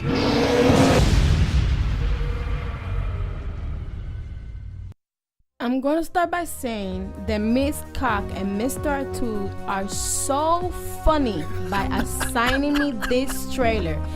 They know how much I love the movie franchise Hatchet. Not only do they have multiple movies, now they are coming out with another one called Victor Crowley. With that said, I feel that all of these movies are the same guy. A guy killing people with a hatch. And in this trailer, 10 years after the events of the original movie has passed, now Victor Crowley is mistakenly resurrected and proceeds to kill once more. So tell me what makes this one different. There you have it, ladies and gentlemen. That summarizes my opinion on Hatchet movie. I hope no one gets offended. So you guys thought I was going to be nice? Not. What you guys think? Amazing. I love the opening of that presentation. You were just sitting there. You were like a balloon about to pop. I kept looking at you like, just give me my fucking segment. I have a lot to say. You said it. Stacy, you hear this? She's blaming us for giving her this assignment. I told you she was gonna love me for that, right? Yeah, you guys are so nice. When I was assigning we were putting together this podcast, I said to Stacy, Victor Crowley, Enid is gonna love this. Is her favorite movie. Mm-hmm. And Stacy's like, for real? She loves Hatchet movie. Mm-hmm. Stacy, follow Mr. Artuz. Stacy wasn't. She didn't know. That's what I'm saying. She followed, thinking that I do love it. Well, I introduced Enid to Hatchet. I think it was Hatchet 2 or 3. I was watching it they were showing it on DirecTV. We were watching it, and Enid just looks over like, "What the fuck are you watching? What is this shit?" I mean, the kill scenes were so hilarious and just like, what is this? So you can see if this was a live video, you would see Enid's face. She's like, I'm gonna get you. I know where you live. Yeah. Well, aside from that, Stacy, we'll start with you. What is your opinion on Victor Crowley? I like it. Well, I like the Hatchet movies. I think one thing you can't really argue with is that the kills are amazing. They're cheesy, but they're gory. And I think that's probably what I like most about those films. Right. I enjoy the Hatchet films because of Kane Hodder. Come on, Kane Hodder is Jason. Kane Hodder could really play the role of this antagonizing force. He has that persona. That's the selling point for me. Is Kane Hodder, and also in the first two installments, you had a very strong female protagonist fighting the antagonizing threat. And that is classic horror one-on-one. You always have to have that strong, attractive female figure against this grotesque-looking creature, or not even grotesque, he's just an opposing force. It all has to do with the suppression of women and this whole social commentary going on. It's horror one-on-one. Over to you, Haley Joanne and Jeffrey. What did you think of Victor Crowley? I don't know anything about this film, but it looked fun. It sucked me in, and you can't go wrong with a decent slasher flick. So as long as there's enough blood, guts, and gore, I'm on board, man. Yeah, I'll be honest with you. I don't remember if I've seen any of the Hatchet films or not. Like, I feel like I have, but I can't remember them, so I'm gonna say no. So this one, so I didn't know this was part of that. So I was interested. I think it looks interesting, and now I want to go back and refresh or watch for the first time, because I don't remember if I've seen them, the Hatchet films. So yeah, I mean, but I'm in. Although, to be fair, I thought this was going to be like something completely different, like a Son of Aleister Crowley type of film, which I thought would be really cool. Just saying, if I want to write that, which I probably will now, a film about the return of Aleister Crowley and his magic, demonic stuff, that'd be sweet. But that's completely off the topic of this movie, which I'm going to get back onto, because I can see Haley just being like, dude, wrap it up. So I'm going to do that. So yeah, it looks cool. I'm gonna watch it at some point soon-ish. Here are some informational tidbits. Hatchet 1 released in 2006, Hatchet 2 released in 2010, and Hatchet 3 released 2013. And of course, this is the fourth installment, all portrayed by Kane Hodder. Danielle Harris does not make an appearance in this film. She was on the first two, I believe, she was on all three, according to IMDb. For those who enjoy slasher films with those campy dialogue and kill scenes, just like how Enid loves this film. Right, leave the sarcasm. Okay, so I guess I'm alone in this one.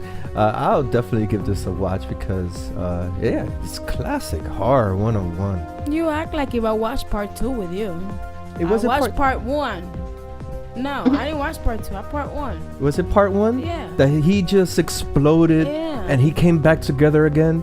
I didn't watch part. Part 1, not part 2. Okay. Since part 1, I detest the movie, so you ain't gonna get a good review from me. If Kane Hodder is involved, I'm watching it. He's such a cool guy that I would definitely watch anything that man is in. I mean, yeah. And plus, many people may not know, just to close out this segment, Kane Hodder, Derek Mears, and what's his name? He portrayed Leatherface. Help me out here. Gunnar Hansen? Yeah, Gunnar Hansen. They are paranormal investigators out in LA. So yeah, they Gunnar not so much anymore, sadly. Gunnar passed away a while ago. Yes. But he's coming at it from a different side. Yeah, it was a tragic news in the horror front, but yeah, they were paranormal investigators. They have horror in their blood.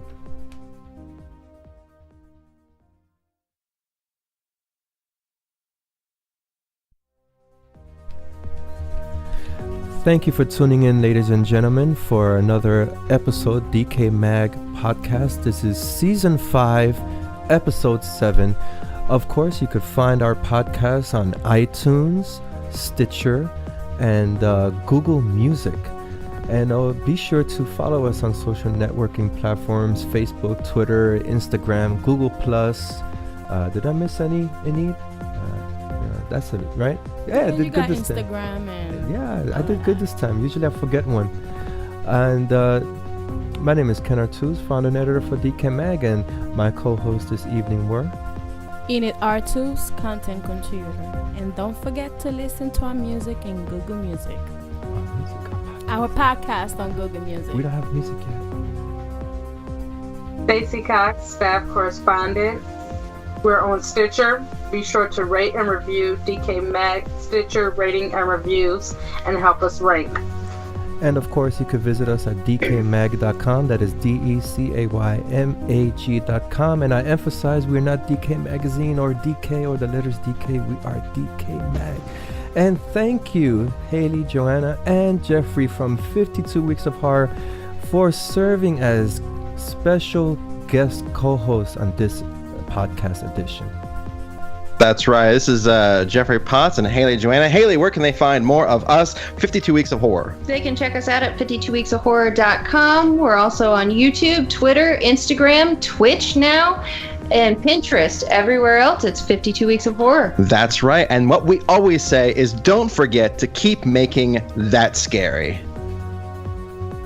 Thank you very much. Thank you.